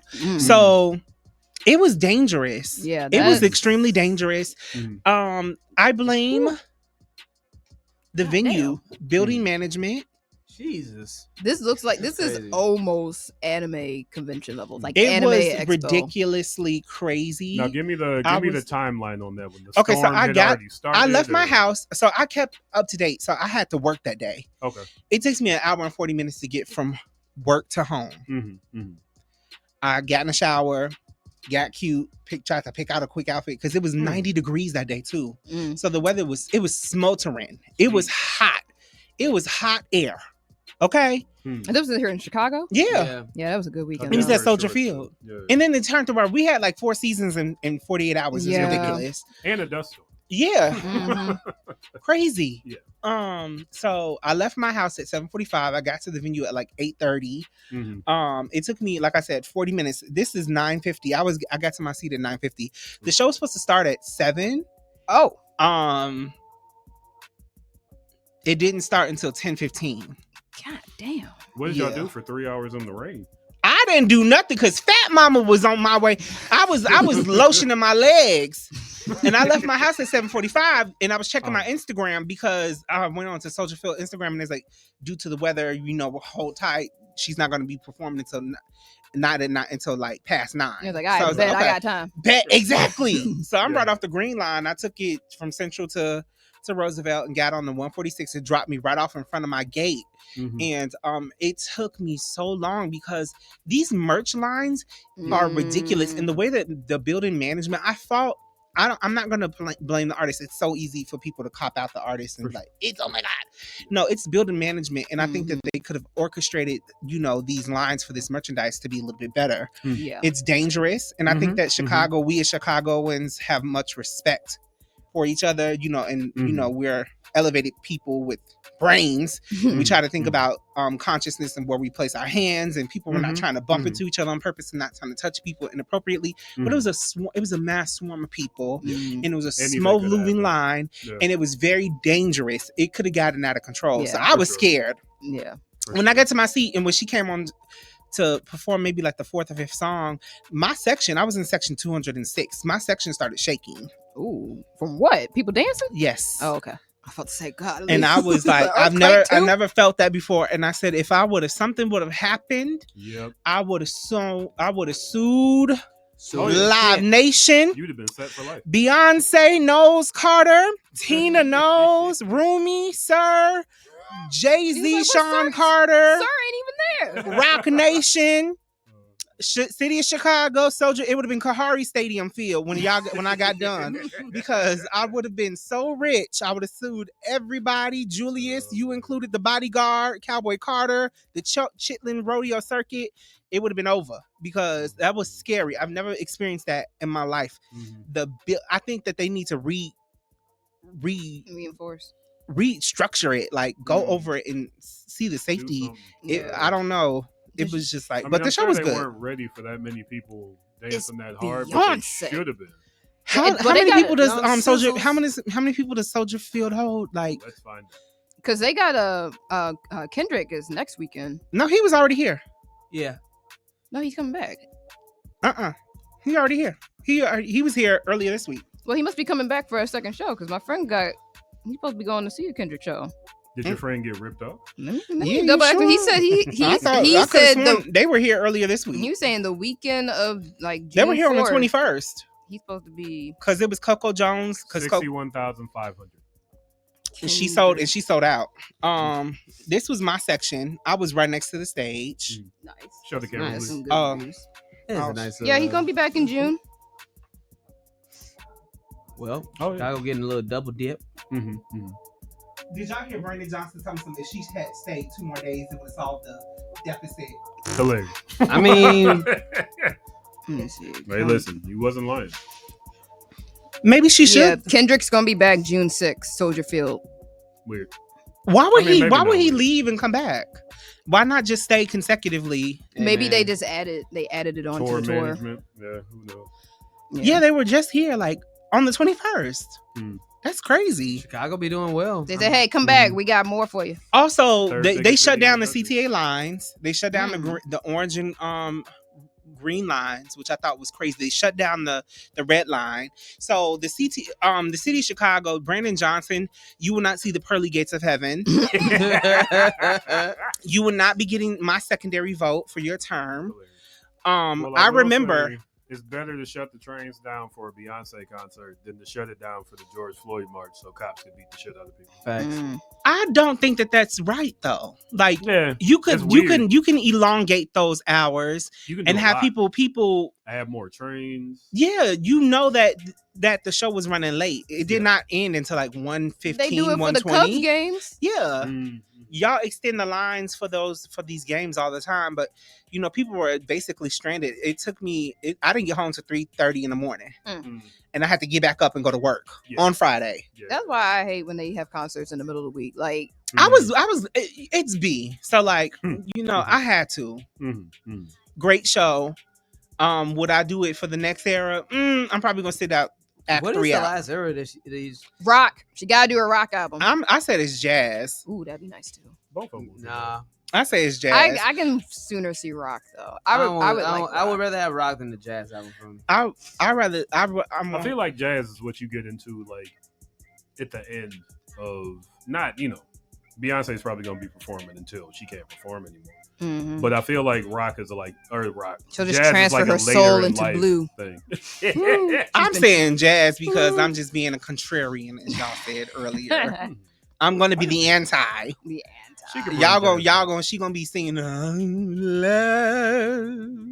My love. But she already that's what she gonna open with, and then y'all gonna deal.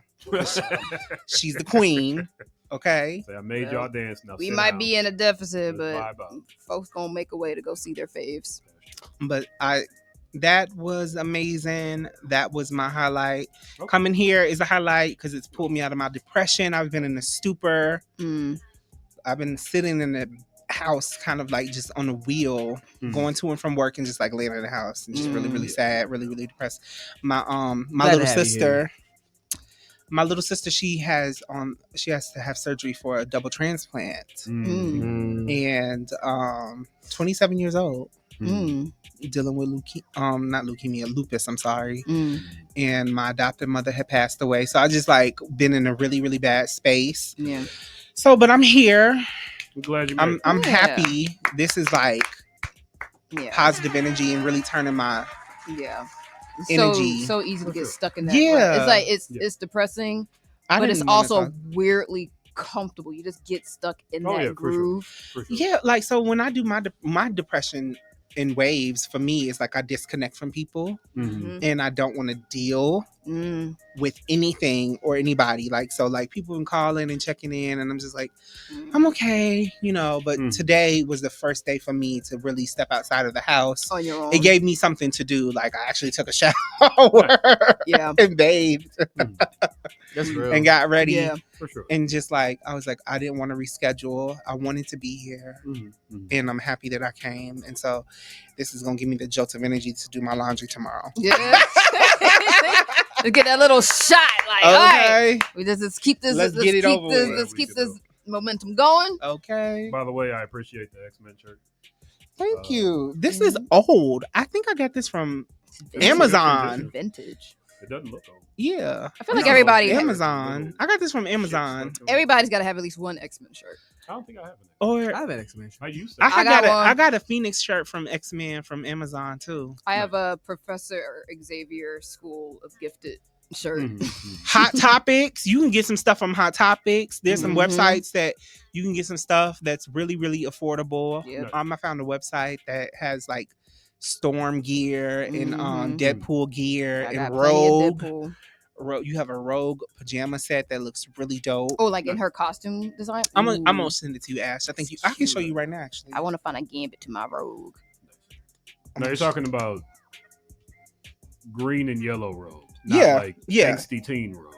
Yeah. Oh, which one? You talk about like X-Men Evolution? Yeah, I'm talking about like I can fly and pick up a car Rogue. I'm sad. It's called heroesandvillains.com. Oh yeah, I've heard of that. Have you heard of the X-Men experience? Where you like, it's like, I forget what it is. Hey, listen, if you work for any of these companies, give me $6. Go ahead. They have some really great gear, like really, really great gear. See, and I like, and it's kind of expensive, but it's worth it. I feel like it's worth it. Yeah, being a nerd and having your nerd stuff grow up with you into like work gear. I wanted to get the 97 X-Men backpack, but it sold out so fast. Because the nerds got money now. We adults. Well. Kahari, do you have anything else to blurt out about? Thank you for having me. Thank you for coming. Look at everything, Ash. Also, this is your second visit. That means you're BlurdDotFamily. Okay. Yeah. Well, I told you as long as you keep me. We gotta do a blood pack now. So hold out your hand. Okay. They sacrificed. You know what? That's what Q said. He said he felt like Diddy was trying to sacrifice him. And he said that he gave him a horse tranquilizer. Oh, God. A horse tranquilizer. What is the difference between ecstasy and I've never done a hard drug. I'm not trying to flex or nothing, but like it's not my judge. But you can't tell a ecstasy pill from a horse tranquilizer pill. I mean, he didn't know because like he was. I'm sorry. We'll go. They're not gonna have the same look. It's not like Tylenol. We'll go down the rabbit hole. Yeah. I'm sorry. Yeah. We'll talk about that later. We ain't gonna drug you. We're just gonna give you some alert. Okay. Hey. That's a real celebration. Okay, this is the thing. Well, folks, that concludes our Blurred Out segment. DJ Kahari is going to hit you. Ooh. Oh, don't wait. I got to get it ready. With some hits. Come on now, shit. So mad that happened. This is my favorite. It's like your kid's gonna stop at 3. Not even 3, 2. Jesus gracious. Yeah. So this segment is gonna be called White Allies. So yeah, we're gonna play some of our white allies for the break. Okay. He didn't clear that with me. That's a joke to the white allies. We appreciate you. So shout out to my homegirl Amanda. She has a new music video and her first album that's out. So shout out to Amanda. Say your name again. You were leaning back. Her name is Amanda Giles. Okay. And she has a song called Is It Love? We're gonna check that out in just a little bit. Also, we haven't seen this person on the show in a while, so we're gonna play some Rich Jones. Hey. And the main music video is called Dreaming. So if y'all wonder why these white people are being played, it's called White Allies section. Hey, listen, Rich Jones has been on this show many a time. So shout out to our white allies. We're going to play some of their music videos during this section. I don't want to hear nothing from y'all. I'm just letting you know that that's what's going on right now. You're playing white allies. Right. All letters of complaint to DJ L.O. Kahari. The views of DJ L.O. I was about to play. I was like, should I balance out this with a black person? I'm like, no. We're gonna do all white allies. Let's go. Kahari, you got any videos yet? Nope. No. Soon. Music videos are very expensive. I mean, there's a way you can get it done without having to pay that much, but you know. He's got a whole production company now. Well, he ain't let me know that, and I'm not finished recording. First and foremost, this is my first time laying eyes on this man in a minute. Because he be so booked and busy. He be traveling all over Australia. With Rhyme Fest in London and New York and California. He's just got off tour, like you just said, the All Things Elgin Elokari tour. So this is He's so popular. Very. Like Oprah should be jealous. Anyway, we're gonna play these white allies. All right, BlurdDotRadio, BLURDDOTRADIO. After the break, we're gonna do a shot of Malort, and then we're gonna watch a trailer. We haven't even thought about the trailer yet. I don't know what. Find out. Stay tuned. I'm sure there's something in the chat. Oh, you sharing the screen, Mike? This is really cute. Right? No, they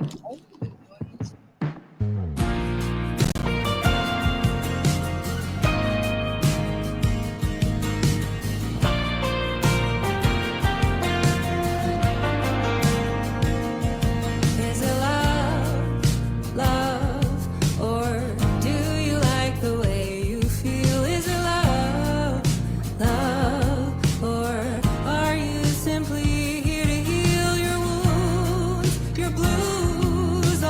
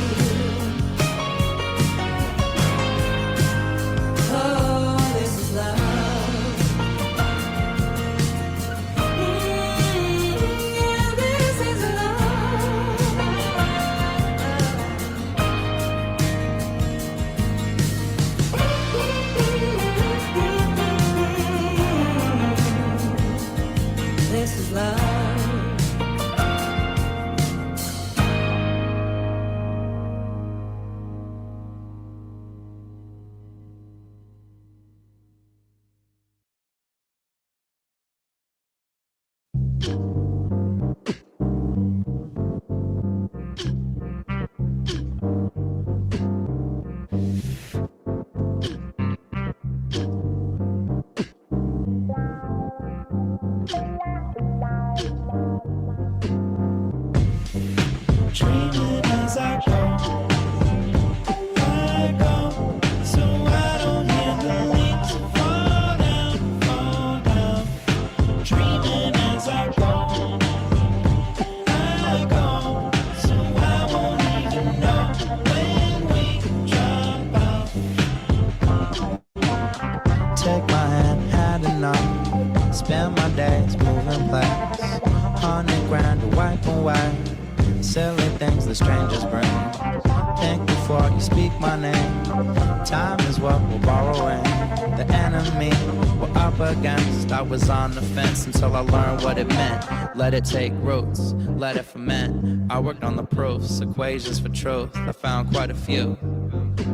And only a handful came with a queen and a coupe. Only a handful came with a team and a roof. Only a handful came with a dream and a boast that'll get them out the house, toe tapping in the boots. Dreaming as I go, so I don't hear the leaves fall down, dreaming as I go, so I won't even know when we jump out. Dream of applause from the pause of unheard of. People with problems from causes you've heard of. Similar thoughts spread around even when you renounced every possible person's help. And if cursed to hell, your position is worthy self. Build an inflatable island with the flag reminding I am not relatable, I'm stubborn. Keep myself a distance, I'm consistent like the leaves turning golden brown and pouring down like flowing gowns. I look around, I don't see mine. Look around to keep my mind healthy, yeah, I feed it right. Dreaming about taking rides, figuring out where I'm at. Thinking I might ride, yeah, thinking I might like that. Thinking I might ride all night, yeah.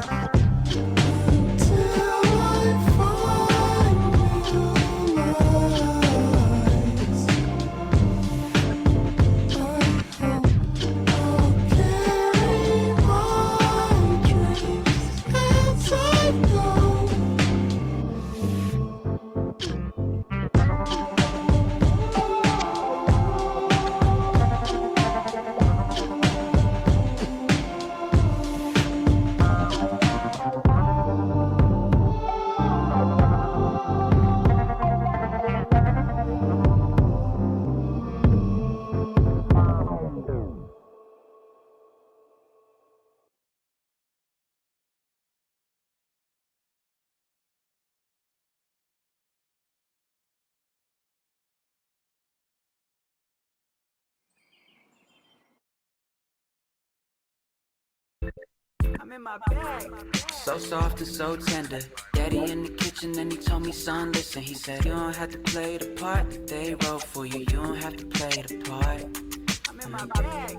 So soft and so tender. Daddy in the kitchen and he told me, son, listen. He said, you don't have to play the part that they wrote for you. You don't have to play the part. I'm like, how he do that twice? Why that boy so nice? Why he cuff the mic like a baby bite? So soft and tender. Bet he like that in any weather. Bet he only bite it. Don't get it twisted, I be in the gym ready to box. Why would I not? Niggas out here creeping hard on the block. My pops taught me if you can't win the fight with your brain, you could definitely throw hands, be prepared for the sprain. Change will come with the money, money changes the vision. Since we living in Chicago, be prepared for the vision. You don't have to give in it, that's what my daddy taught me. Why would I hurt the family? I'm already a target, this ain't a game to me. Niggas out here trying to space jam all my energy. I just boo my energy, drink up all my Hennessy. So soft and so tender. Daddy in the kitchen and he told me, son, listen. He said, you don't have to play the part that they wrote for you. You don't have to play the part.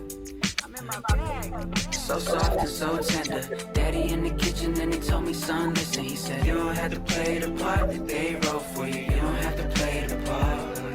Couple fathers made of flowers, but it wasn't all roses. Trauma tried to burn me early, but I put on my Moses. Poker face around the family because I'm the oldest. And even when I'm 50, I'ma still be this focused. Okay, I'm with the drama.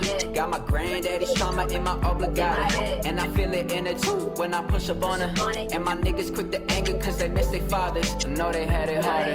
Plus I got my mama.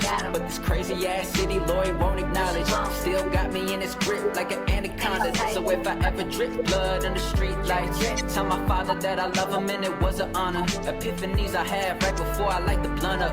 Brown man taught me I could love how I wanna. So soft and so tender. Daddy in the kitchen and he told me, son, listen. He said, you don't have to play the part that they wrote for you. You don't have to play the part. So soft and so tender. Daddy in the kitchen and he told me, son, listen. He said, you don't have to play the part that they wrote for you. You don't have to play the part.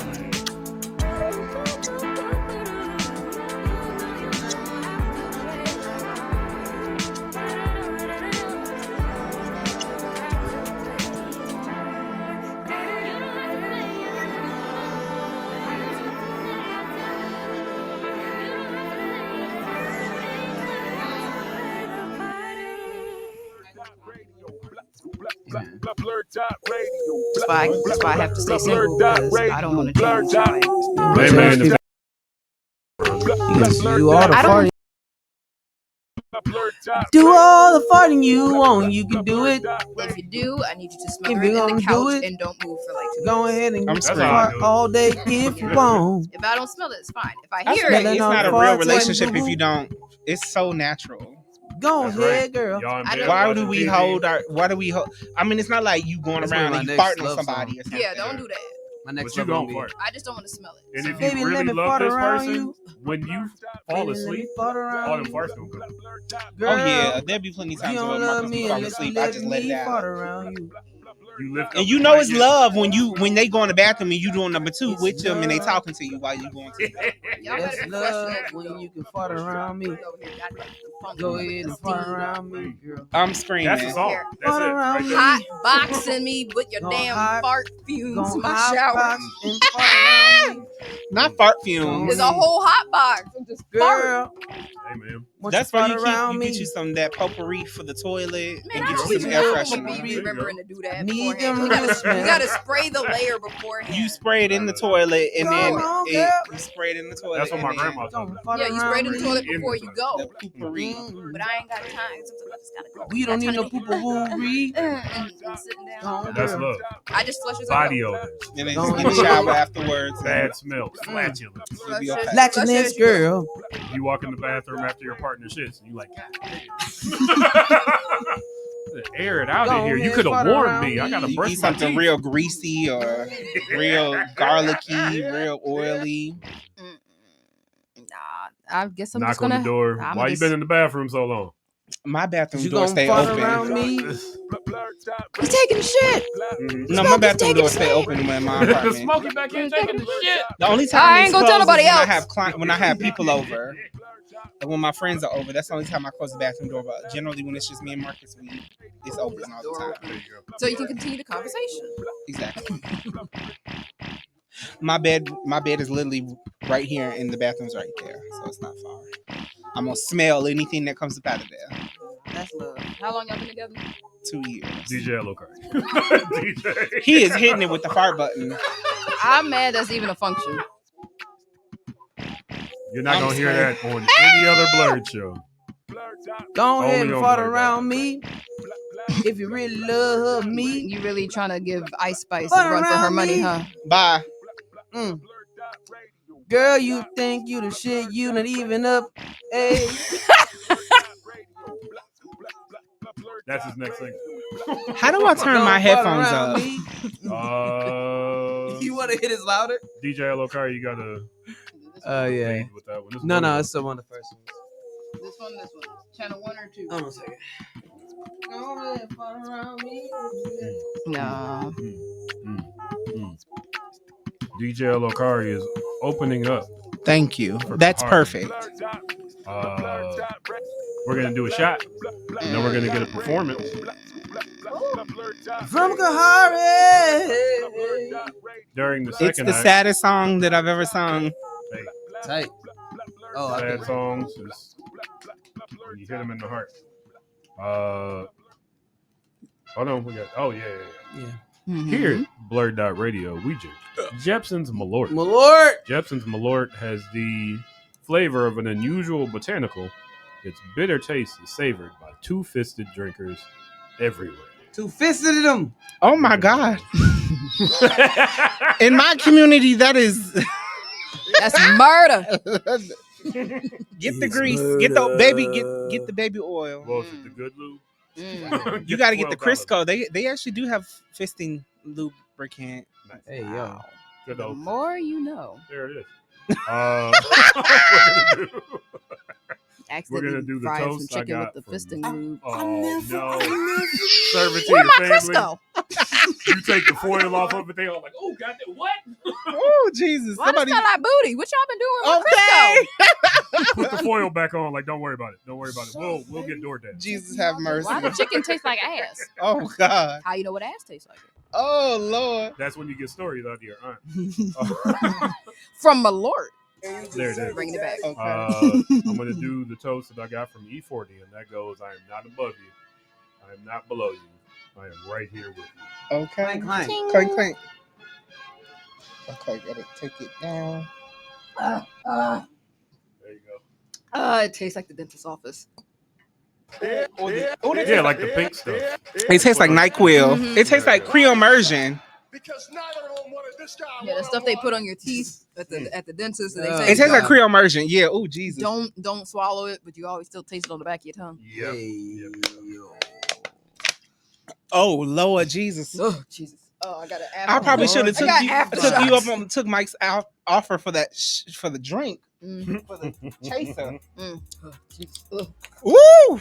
Why do y'all do this to yourselves? Hey man, you get it's like drinking poison. You get numb to it after a while. No. Shout out to this new beat I made. Hey.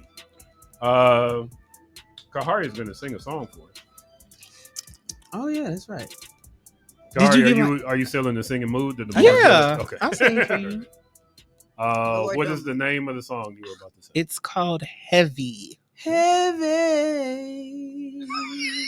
I'm gonna turn all the rest of the mics off. Just so. I'm gonna hit some background vocals. Heavy. Okay, I'm here for it. Come on, somebody. Don't tell him that because he'll really do it. He'll do it. Kahari, take the floor.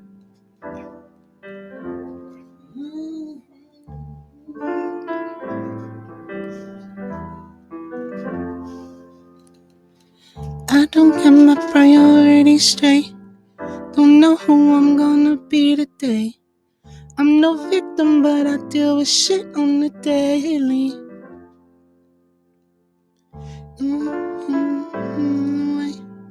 Never living outside of my head. I don't like showing weakness, so I always fake it. Maybe someday I will gain composure. Maybe when I'm older. I'm scared. Something feels like it's pulling me down. It takes control, turns my faith into doubt.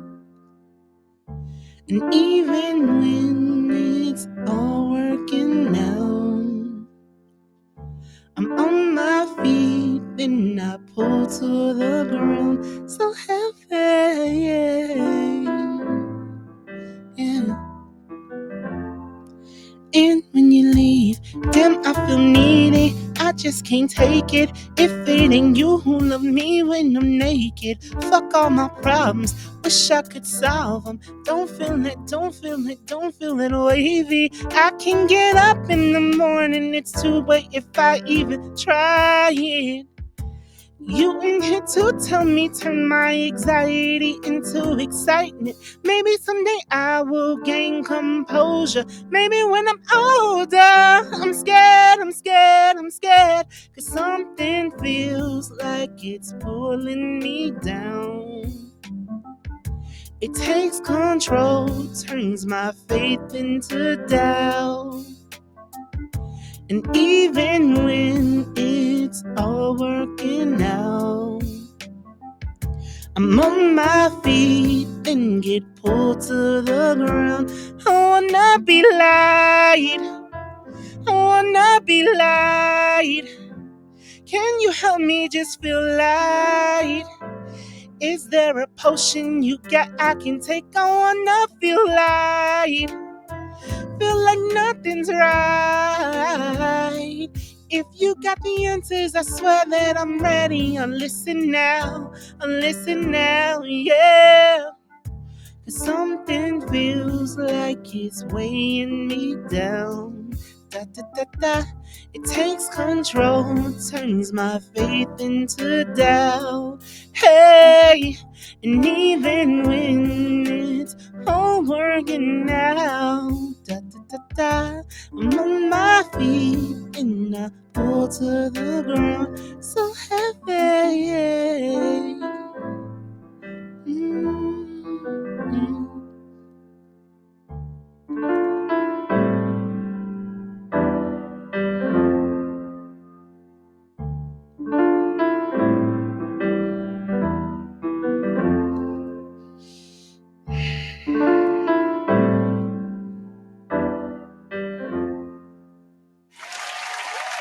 Thank you. That's my mood for right now. That's my mood. You say it. You called it sad, but I feel like it's just more relatable.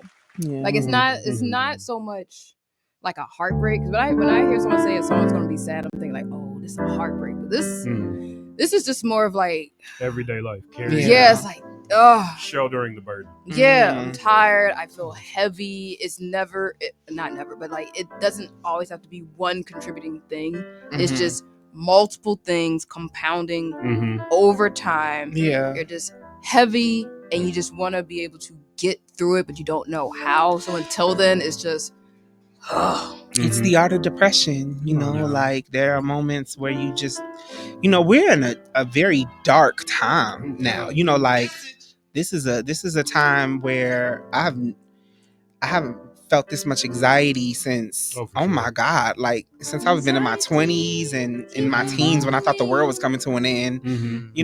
Like it's just so dark right now politically. Absolutely. People losing their jobs. You don't know. There's people protecting their landing zones and still trying to figure things out. It's so hard to get up in the morning. Like I said earlier, I feel like sometimes I'm on a hamster wheel, with my job, and there's so much uncertainty happening, and you don't know you're gonna come in one day and there's gonna be locks on the door. You don't know, what's gonna happen, and relationships, friendships, and the media, it's always something. It's a lot. That man is always on the television. There's a bill that just got passed that's going to cut federal funding for people Medicaid and food stamps, and essential programs are at risk. Like I saw the Silver Room post something up a couple of days ago. People who have been in business are suffering because of budget cuts, and there was something earlier this week as well. Another popular Chicago local artist, I think this D-Case had issued a statement or something, that they're affected by things like this. And if you're an artist of any kind, filmmaker, production, recording artist, anything, you benefit from these programs. That's disheartening. Yeah, even PBS taking a hit. Oh yeah. And they've been trying to get rid of they PBS think that forever. Because these think it's pushing an agenda of some sort, and luckily they landed a deal with Netflix. Netflix comes to save the day. Yeah, but it's still something you got to pay for. Netflix is not like on public television for free. You still need to be subscribed. And, I mean, everybody knows somebody that's got access to a Netflix, but it's not as easily accessible as it once was, where it's like, oh, just sign in with my account and just turn on your TV with your little converter box, and channel Arthur and Big Bird and all those people were there. Which was the whole point of PBS and Sesame Street, was like for kids who can't get into preschool or what have you. They have a starting. A stepstone to like reading and letters and stuff like that. And it's like everything that's been happening in this current administration is trying to just make people stupider. I really feel like he came with an agenda. Like the agenda was the things that the things that he did not do that we thought was horrendous on the first term. It's like full force. I'm coming to get you, bitch. He's just the Trojan horse for the actual people who are trying to uproot He wants to make the rich people stay rich. I mean, he's trying he's really just trying to make himself rich, because even the rich people are like, yo, you fucking it up for the rest of us. Didn't they say no Democrats voted on this bill? It was all just like Republicans. Yeah, they sneak and do shit when they'll tell Democrats, "Hey, you don't got to come to work," and then they'll do it at like 3 a.m. and they're like, "Why are you trying to push this bill at 3 a.m. not 3 in the afternoon?" But then, if I'm a Democrat, you have to at least hear rumblings of like, "Hey, the Republicans got something planned." Yeah, the Mexicans got because it also helps the Democrats as well too. Yeah, it does. Yeah, a lot of these people ain't working for us, like they say. No, it is just it's heavy to have to see this playing out. It's like, y'all see this? They're doing this in your face. It is being described. It's almost like, and to the people that think that it won't affect them, that it affects you. Mm-hmm. I don't care what your orientation is, your view on stuff is, I just wanted to get rid of the immigrants. Oh, well, he got rid of them and he's getting rid of your cousin's partner too, because they not really from this country as well. Like personally, I love the immigrants because when they do my DoorDash order, my girl pub, they don't eat my food, but Tay, LaQuela, Sean Paul. Listen, my sister has my done food DoorDash. is cold. She be eating people's food. Listen, she has done it. Shaquela girl, or they just don't show up. I want a refund. They don't even show up. When you're sitting outside waiting for your food, every place else is closed now. But Camille Cabello, Hernandez, and them, they ain't gonna eat your food. Gracias. Thank you. They're doing the jobs that you don't want to do. Sure exactly. So when they're all gone, who's gonna do the jobs? It's not gonna be the white. You're just gonna get cold food, and you're gonna have to be reporting your stuff stolen and fighting that charge on your card because Tay and them. And the audacity. That's what this country's supposed to be built upon anyway. Is this country's built upon slavery. Well, yes. They'll lie to you and tell you it's built upon. Oh, he's trying to erase. He's being a revisionist historian. Oh, he's really trying to They're erase in the National Archives deleting stuff. Yeah. Erase everything. Yeah. So we know the inspiration for this song, Heavy. Kahari, who did the beat for this song? This was by Kiana Lede. Okay. And it's one of my favorite songs to listen to when I'm down. It's one of my favorite songs to listen to when I'm feeling dark in my bag. Let me pull it up for you. It's a very chill beat. Yeah. And it reflects. I think the original has Jennifer Lewis on it at the end. She has like a little speaking part at the end that's just like, you have to face your fear kind of thing. You have to kind of go through it. Let me see who produced it. It's the going through it part that's like, because you're going through it, it's like, when is it going to be over? Yeah. You just living it day by day, just one foot in front of the other. And sometimes it's hard to come out of that survival mode. It's like you crush yourself down to a seed, and now you got to break through the dirt again. So definitely helps to have folks in your corner who can recognize that. Like I'm definitely a person who can be reclusive at times, but even my reclusiveness at times, actually, you don't come out the house. I really don't, but my friends and family can recognize when my reclusiveness is not normal. Like if I'm not responding after 24 hours, I've got people kicking in my door. Nice.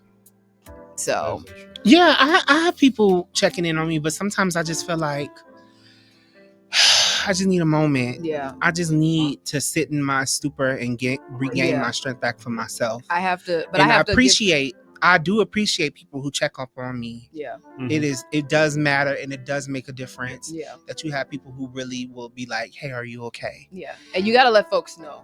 Like let them know, like, "Hey guys, I'm fine. I'm just going to be, need a moment. I'm not going to be answering calls for like 2 days or something." Yeah. And then they will be counting the hours. By hour 48, they are texting and calling. Be like, "Yo, you good? Yeah. Still alive?" To answer your question, Mike, the record is produced by Patrick J. McNastis in Boston. Okay. For sure.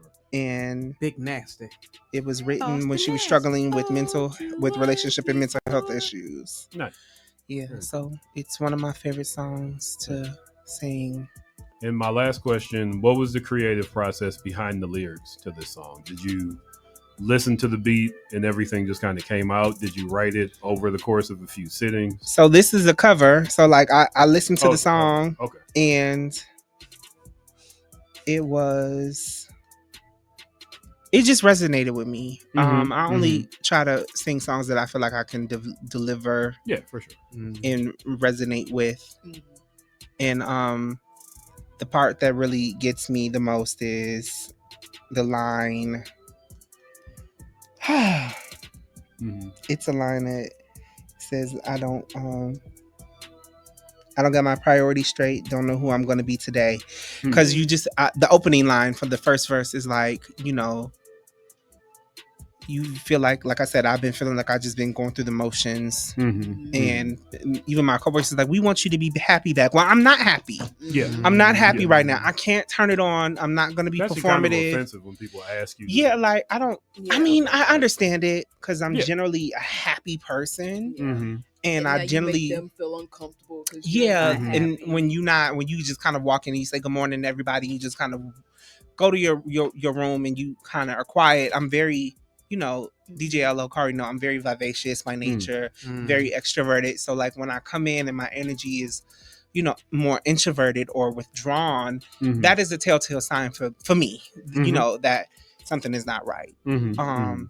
And I feel like I said, I'm just going through the motions. Like I feel like I'm on a hamster wheel. Yeah. I'm just trying to get through the day. For sure. And when I go home, I don't want to do anything. Yeah. I don't want to go to the gym. I don't want to go on a walk. I just want to lay down and flop my ass on the bed and just watch cartoons or just watch reality shows and go to sleep and then wake up the next day and just do the same thing over and over again. But like today was a better day for me because this gave me something to kind of look forward to.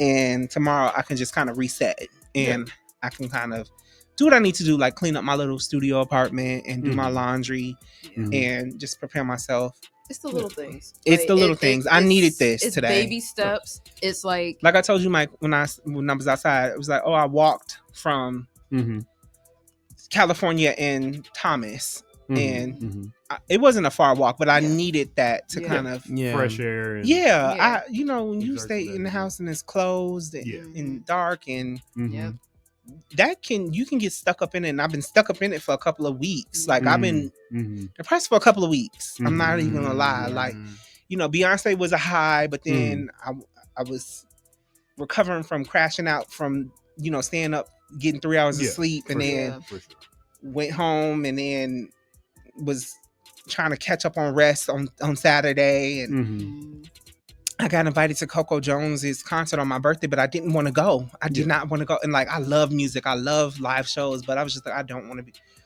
can't see myself going. I don't want to go. I told my friend, I appreciate the offer, but I can't. And that's how, you know, I knew. Yeah, when you turn down stuff that you like, that's on your birthday. And I was like, I'm gonna have to go talk to my therapist, and you know, like I'm gonna schedule an appointment to really do an emotional tune-up because that's important too. You know, like, you know, for me, I don't take medicine for my depression. I do ETF therapy. What's that? Like, so it's like emotional focus trauma therapy. So like I do a lot of positive affirmations. I'll say you do a lot of repetitive mantras. So for instance, I'll say, even though I don't feel good today, I know I will be okay later on. You know, and you'll say that he puts me up to like a breathing apparatus and a machine to kind of monitor my heart rate, monitor my oxygen levels, my breathing, and I do a lot of breath work. And you keep saying it, there's a lot of tapping involved. This works for me. Now, it's not for everybody. You might need a pill. I'm not against anybody who takes medicine, but this is for me in my journey. And I was clinically diagnosed with depression in my late 20s. I didn't know that I was depressed for years. I did not know. Yeah, it's like, why can't I just be sad for a week? Why is it gotta be depression? For me, it happened after I was 24. So like I had lost my grandmother and I was depressed for like 6 months because I was a caretaker and she died underneath my care. And so like she passed away naturally, but I felt the guilt of her passing. I thought that I could save her. I was trying to go to school to become a PCT. So I was like a month in school, me being delusional and not understanding life. And when God called you to glory, you know, I was like, oh, let me just, stay with us until I graduate.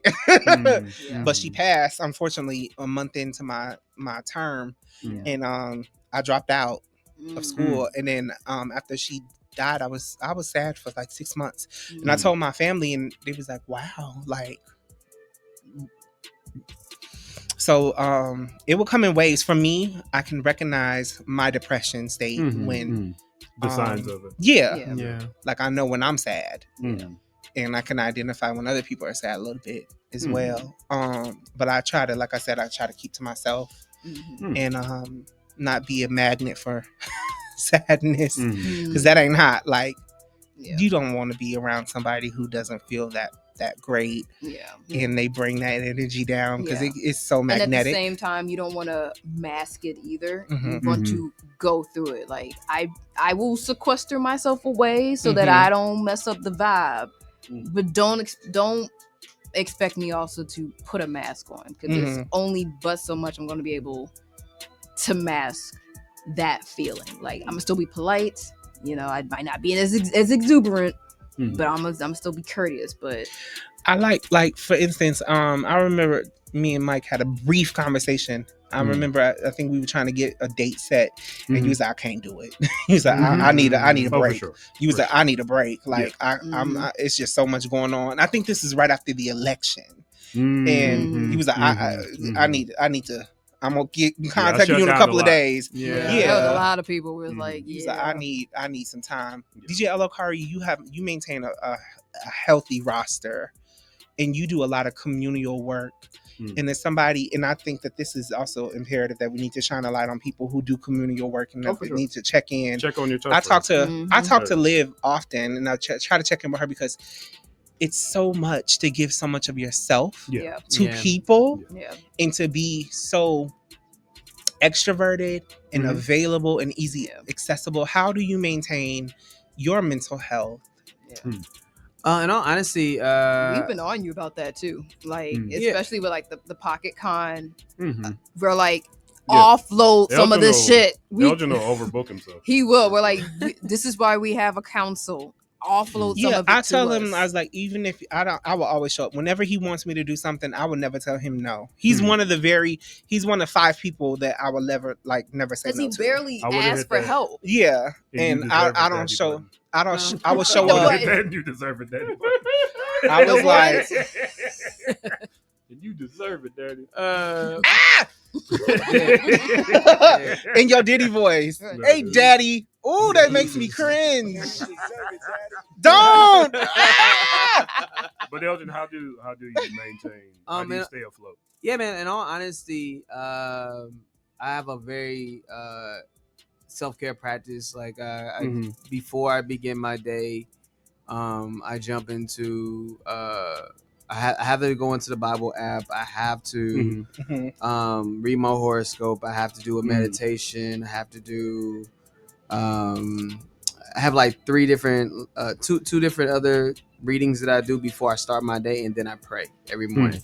I also have like a long extended prayer list of like people that are on my prayer list every day, and that grounds me before I touch a computer, anything like that. And then also I fast a lot too. So like my fasting that I do throughout the day, I don't eat until after 12 o'clock. And I did that simply because it was like I found myself working so much that I'll forget to eat.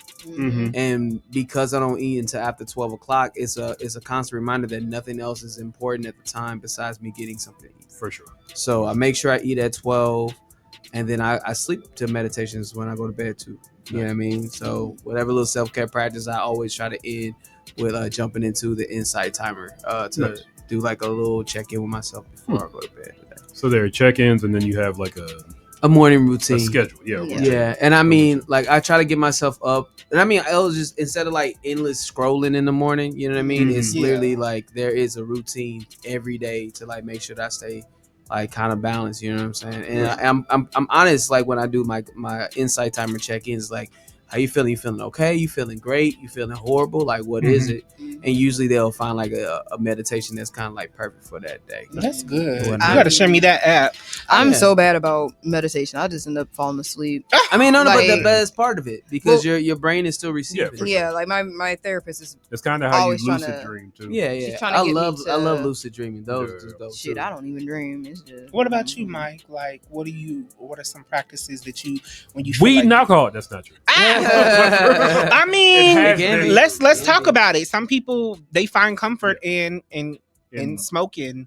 I feel like if you smoke, I feel like people who smoke every single day. I feel like you running from something. Yeah. Like there's something that you don't want to. There should be no reason why you want to be that detached. Yeah, for sure. And that high that euphoria feeling. This is my best friend. That's true. He lied. He'll say that about the majority of things that I consider vices. I described drinking and smoking to escape earlier today as when you first start doing it, you go to this place that's like cloudy and fuzzy, but the more you do it, the more solid that world gets until it becomes the world you're in all the time. If you're high all weekend, you are missing out on communicating with people. You're missing out on some work you're supposed to be doing. As a visual artist, I can use weed to work because I've become more creatively expressive. But like any other drug, the drug always stops working. And then you're just high in the middle of the day and missing phone calls from people. Time it and is place. yeah. It's useful until it's not anymore, and you got to know when to kind of pendulum back and forth. I would actually say being a visual artist is therapeutic in itself. I never got good grades. I never played sports. I had a small handful of friends that I really didn't have until like I was a teenager. But what I could always do was draw. And I was always good at drawing. Like when I was a small child, I always tell people the first critique I ever got was from my grandmother, where I showed her something in the coloring book and she was like, yeah, but you didn't color inside the lines. And that's all it took for me to be like, oh, yeah. And I colored in the lines. I got good at coloring. I got good at drawing. I got good at all those creative things. So being able to do something creative is actually, Fatima said this, Fatima Fatash, every Sunday from 5:30. Every approximate Sunday. It's on, and it's on YouTube. She was like, by doing art or making music, that is a form of communication. So even if you're not talking to anybody, you're expressing. You're communicating. Like, you know, I'm a ceramicist. I'm communicating with clay. If I make a song, I'm communicating with noise. If you're a dancer, you're communicating with your body. Not just using your body, but you're in communication with your body. So creativity is a big therapeutic device. It's like a subconscious release too. Like It actually is. some things that you might not be able to express in words, you can express in your dance, in your lyrics, in your. Cause I believe Kendrick said that. Like Kendrick Lamar was like really good at poetry and all of that. That was really good for him.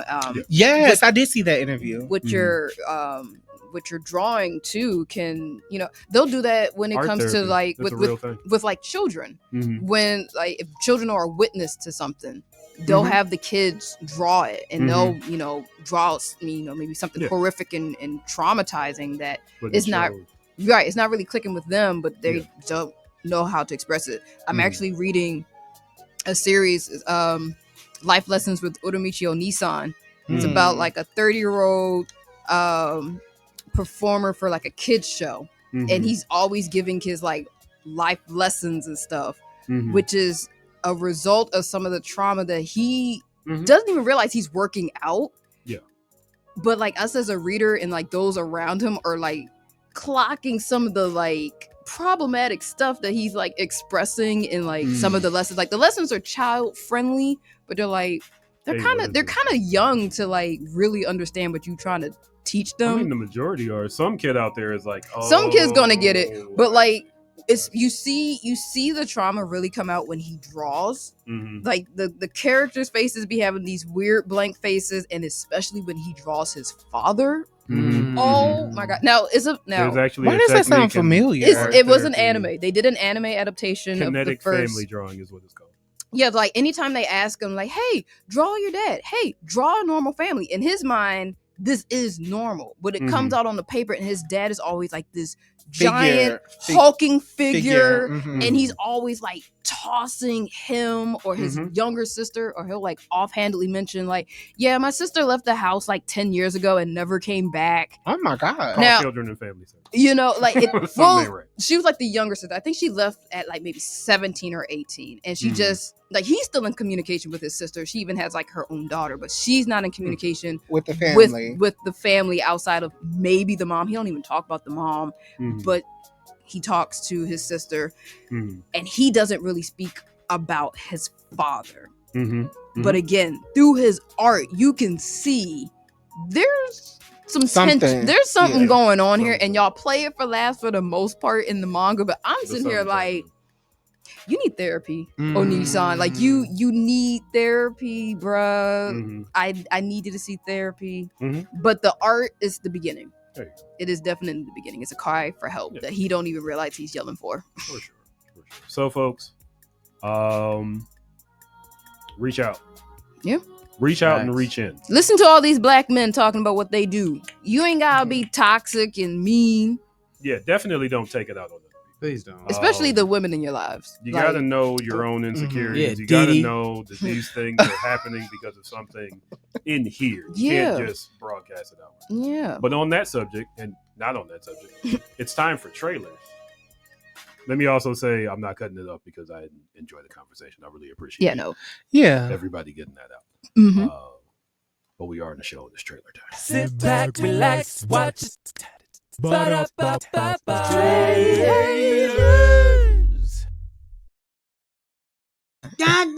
See, actually, now you know how. He sound like he belongs on South Park. He sound like he belongs on South Park. It's not a compliment. It's great. Damn it, Kenny! What did I do? I'm a great guy. I do great things for people. Yeah, Mike's pretty cool for the most part. All right, here's the trailers we got. We got Together. I know that is a body horror movie about people mashing together. Okay. We got Ironheart. That's coming out in June, right? Yeah, the short series on Disney Plus. I added that to my list.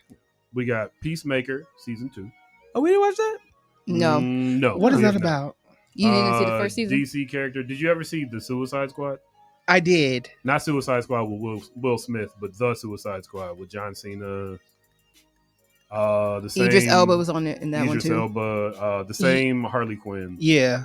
It was the better movie of the two. Yeah. The guy that shot Rick Flag. John Cena. Okay. John Cena. John Cena has a spinoff show from that, where it's kind of like a redemption show. Well, he getting the bag. He back on WWE and everything. Yeah. Come on. First season was actually pretty good. It had old girl from Orange Is the New Black. What's her name? I think her name was Tasty on Orange Is the New Black. Danielle Brooks. Yes, she's in there. She's the daughter of Amanda Waller.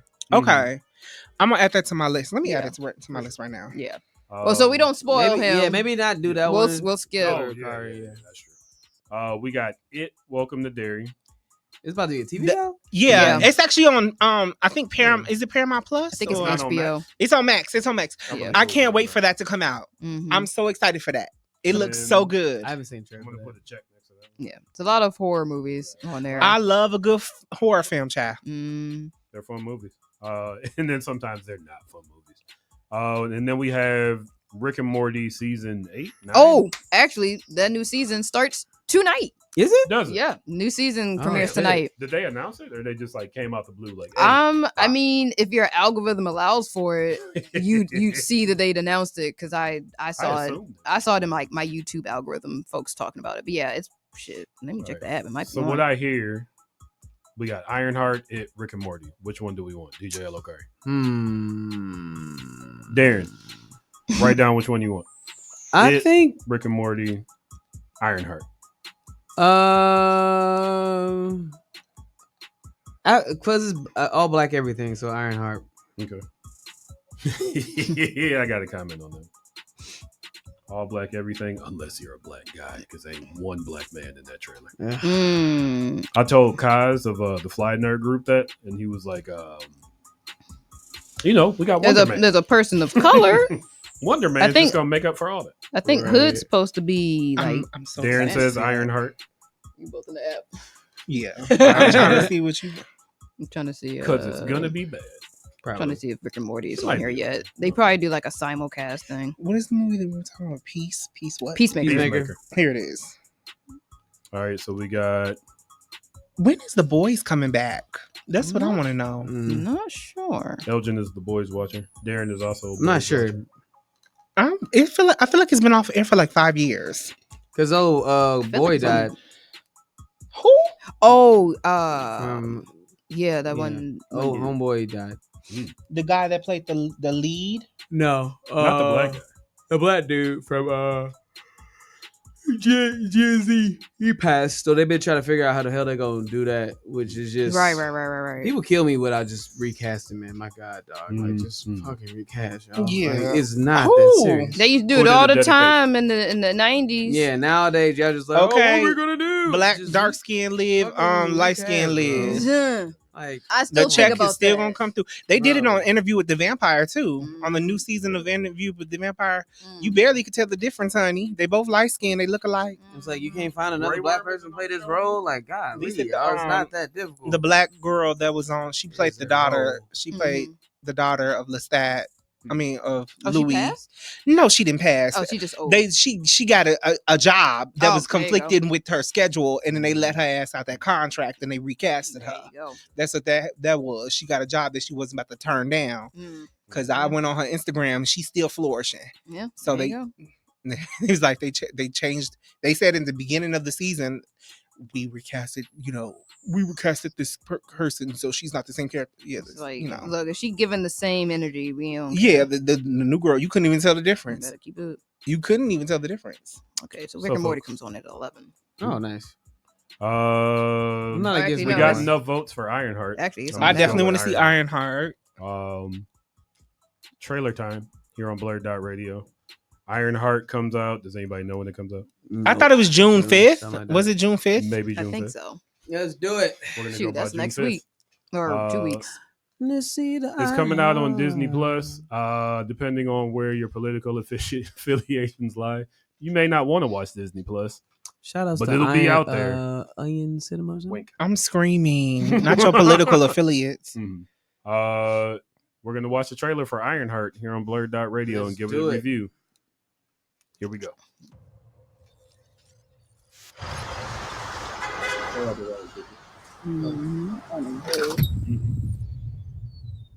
Hello?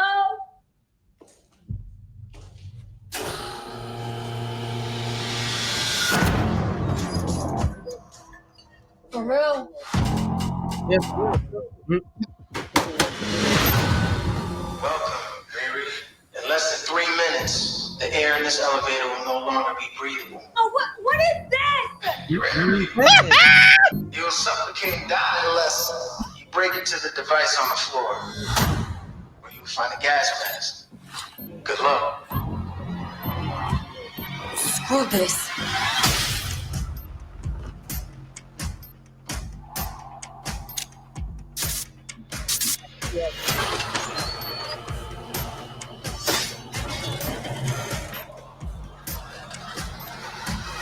I heard Riri Williams was a genius. So, is that you went around. It's Mars. Hey, shout out to Dope. I see you're fed up, waiting to be acknowledged for your greatness. You were not the first genius at MIT. How come you're not working at one of those fancy tech Chicago. firms? After my internship abroad, I want to build something undeniable, something important, iconic. It's a brand new I I can give you the tools to help you carry out your vision. But anyone who's ever accomplished anything iconic in life has had to do some questionable things to get it done. I did it. Bye, boy. What would you do, Riri? A teaspool full of baby oil is very questionable. You've bitten off a hell of a lot more than you can chew. I can chew a lot.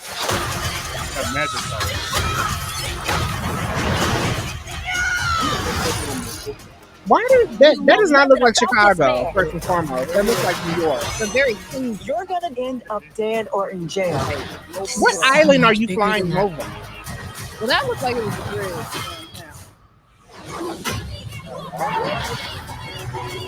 See that truck driver? Yeah. This is wild. A shady bunker. My bunker's not shady. Would a shady bunker have that on the wall? It's literally above a crate of self-guided missiles. I'm returning those. Oh, that was cute. Yeah, run it back. I'm pretty sure I heard nigga in there. Are you Bye. running this back? Yes, they said nigga on the Disney show. In the song.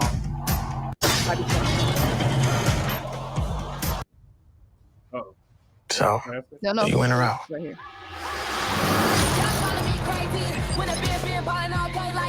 Riri, I see you. Bam, bam. Yeah.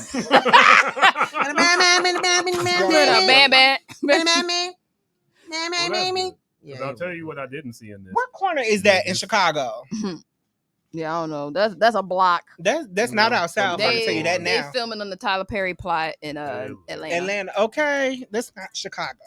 Yeah. So I see Riri Williams hooking up with criminals. Hopefully, there's some sort of revolutionariness, or it could be criminals. I don't know. Maybe she don't know that they're like actual criminals until I don't know. She I is feel like I've throwing seen money this plot in the already. air. Dogmas Is is it not from a book? amused. DJ Lokar, you said you seen this plot. I feel already? like I've seen this plot already. Does it set it off? No, Not set it off. What her friends at? I don't know. This is. I need this money. I need this money. This feels very Kamala Khan a little bit. I didn't watch that. I did. That was really not good. No, that was not good at all. I didn't dislike it. It definitely felt like a Disney kid show, and maybe it was a Disney. I mean, that's maybe what they're doing with this is like, you know, you got the person that she's kind of like working with, and they obviously got. No, like he was people. holding a stack of money. They know they're doing the legal shit. Yeah. Does she really need a spinoff to kind of keep, Sure. Why not? Why not? Well, yes. I'll black everything. I'm I'm not gonna be trying mad to- at that. Shout outs to Yeah. Eve Ewing, you know what I'm Okay. saying? Was also in this video series, you know what I'm saying? Shout outs to Hey. you know. However, this looks fine. I don't know. It's either gonna be really good or really boring. Exactly, Dogmas Prime. I was right. She didn't need a spinoff. My issue. There's a lot of introducing of characters without like any real follow up or stories with them. Yeah, that's true. Like, I didn't know It's who not going back into anything. No, not at Not all. yet, at least. If anyone should have gotten a spinoff, it should have been Shuri because she didn't get enough build up into her even becoming the Black Panther. Not at So all. we should at Not least at all. be able to Well, sit remember with they her were supposed now. to do that Wakanda show. I don't know what happened with that. Oh, they're still supposed to be doing a Wakanda It's show. You know, point. didn't It's they a just little release late. like they next 10-year plan? They coming out with all Yeah, kind of they shows. also showed like a They and may movies. execute the last They plan showed very a well. they showed a Ah! preview. But all that to say, like if anyone needed more build up, I feel like Shuri. But I think they're also trying to bring Ironheart into like the new Avengers or the Young Avengers or something. I mean, they're been building The new this love, Avengers for young- sure. All these Disney's Plus stuff. Nah, they can't have two black people in the new Avengers. You already got There are a barely black two Captain black America. people. Not the maximum is 2 niggers. You listen. When have you With the ever hard when ER have you now. ever seen Sorry. two black people on any superhero team? Exactly. Yeah, go ahead, count it. There's probably one out there. If they're not, mean, they're not on the uh, main roster. Like even with Falcon and Black Panther. That don't count. They- and they're not even on the Falcon same. was They're not even Black on the same- Panther was part They're time, not even on the same team. Falcon, Black Panther. And I'm calling him Rhodey. Falcon from now on. Falcon. but they're never in the Falcon. same And he room all at Captain the same America. time. Captain America. He Captain America now. They never. I mean, he's not the leader of the Avengers. No, And I'm apparently talking not. about base like staple roster. Like Rhodey he comes in when called. Black Panther calls in when called, and especially if it affects Wakanda. Mm-hmm. I'm talking about main roster, like Justice League. I'm still waiting for the Storm. I'm still waiting for Storm to have her solo film. We'll get Nah, that in like a decade. not anytime soon. It's probably gonna look like this and not have a single. They barely can black get Storm right in these movies. with Halle Berry. Yeah. Or with what was the one? Halle Berry was not a good Alexandra shit. There was one where Storm was fighting a guy who could control his hair and having a hard time. Apocalypse. And I was like, what? You talking about when they made her younger? With a mohawk? That was Alexandria, and they gave her the accent. Weather and that was horrible. Like if you don't give that man frizz from the humidity, pop, and then strike some lightning with him dead. Baby, in the game, she ain't nothing to be played with. I'm telling you, I got her on my game. She is sickening. Okay, X-Men '97, they had to fucking take her powers away. They had to put a collar on her. Mm-hmm. Yep. So that's a no. I'm gonna. This looks like an average Disney show. Am I gonna go out of my way to watch this episode by episode? No. If I hear somebody tell me, "Oh yeah, that's really good," I don't know who, but if I see enough, you have to be DJ positive press. I know. I watch DJ everything. Lokari watched the Tom and Jerry movie. Yeah, How long do you think? How long do y'all think the episodes are? Is it 30? We can find out. This is given to. It can't be 30. 30 minutes. It's giving 30 minutes. They better not make it an hour. Nope. They barely had anything to put in the trailer to really get you hyped about nothing. This is the epic moment, and it's the end of her crashing the truck. She should deserve. I don't think. Look at this. I typed in IMDb, and this is your fault. The front room. Belinda. That movie was terrible. Belinda. That movie was so bad. That movie was so bad. Help me, Belinda. And guess who watched it? Oh, DJ I watched Lokari. it too because I love Brandy. We Yeah. stand all things Brandy. Hey, man. She's an amazing person who's allegedly going on tour with her arch nemesis later on this fall. Monica? Allegedly. Nice. When you don't know things to be true, you say allegedly. Man, whatever. It's an MESS mess. You're not trying to get. But the movie was sued. terrible. It was. I want to point out. I thought it was supposed to be scary, but it's not.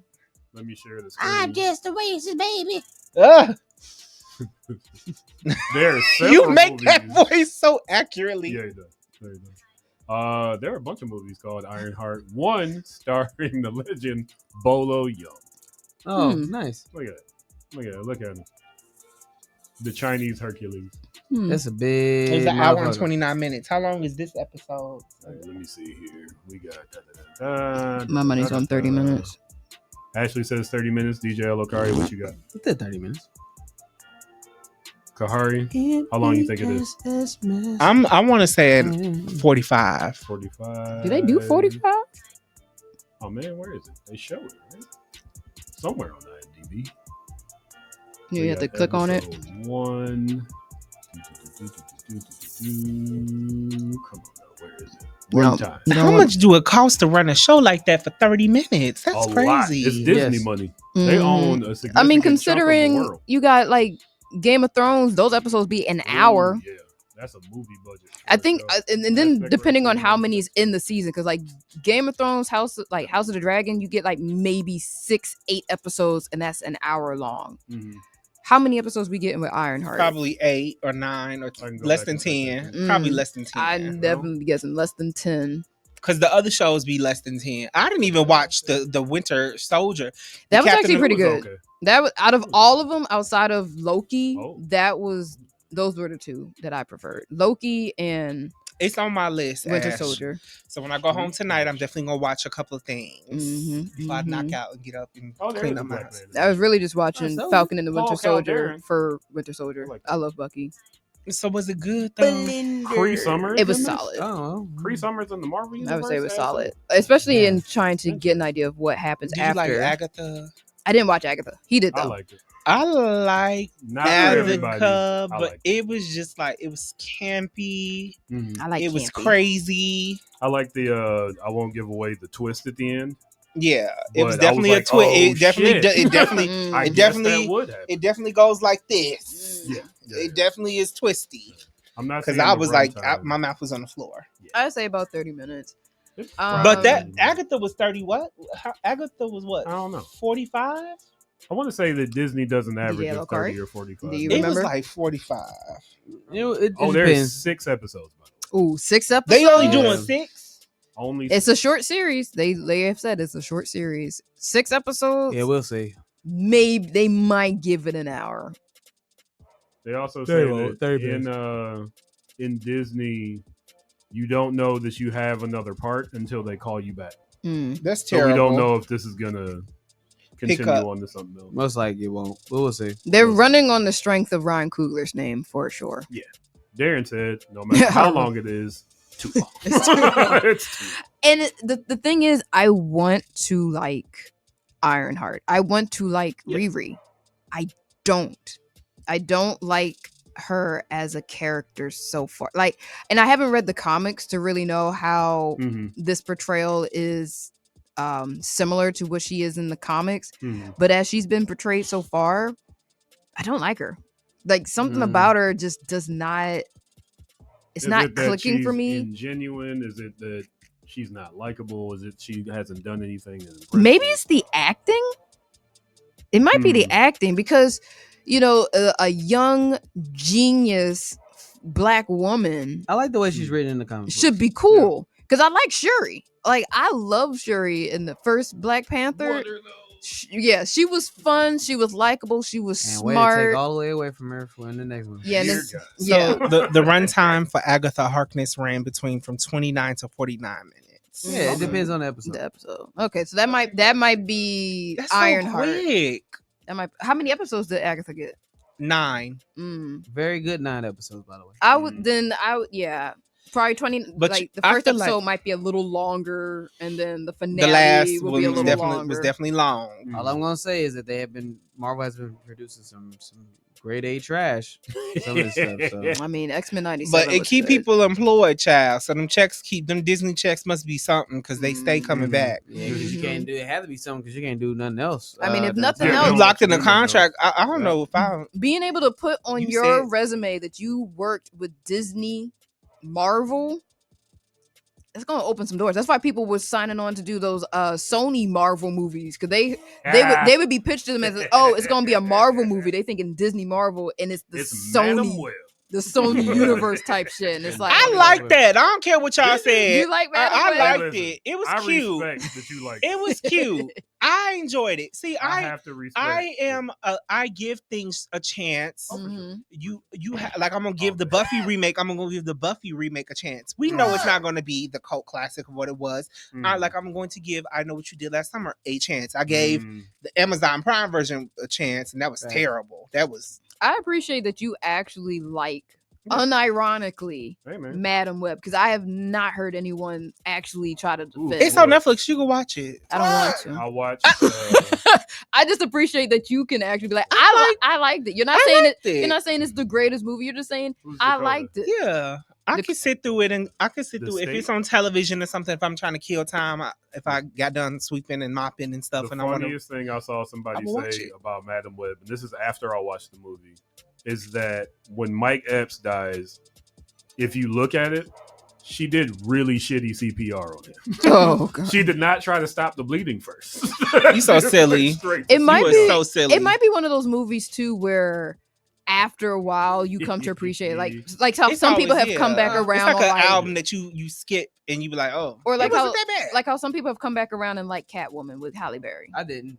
Some people have come I back do have it around. on DVD because it was given to me. Some people come back around and they appreciate it for like the campiness that it was. You can watch it. It And was laugh at she. it. You know, my popular opinion on Halle is She went back she's in a time and beautiful decided not to lady. help my character. She's a beautiful lady, Beautiful gowns. but she is. She has the worst. I don't tell you. and Outside this- of Monsters Bob's, like the roles that she picks are just trash. I recently Ball with was not that the good either, Black Film Club with Chicago, they meet once a month. We watched a documentary about Black women winning Oscars. I can't remember the name of it, but it was the sequel. The first one, Kevin Hart and Jamie Foxx produced, so it was mostly Black men. The second was all Black women. It was Whoopi Goldberg, Regina Hall. It was first I think I know on what the you're call talking sheet. about. Yes, I heard about Oh, that. that's on Apple TV One. Yeah. And I'm it gonna watch gave that when I me get home too. a new respect for Holly because I've always said Halle Berry does best when she plays crackheads. And she said the reason she did that is because Hollywood just casted her as Pretty. And she was like, all right, wait, take all this shit off of me. I can act.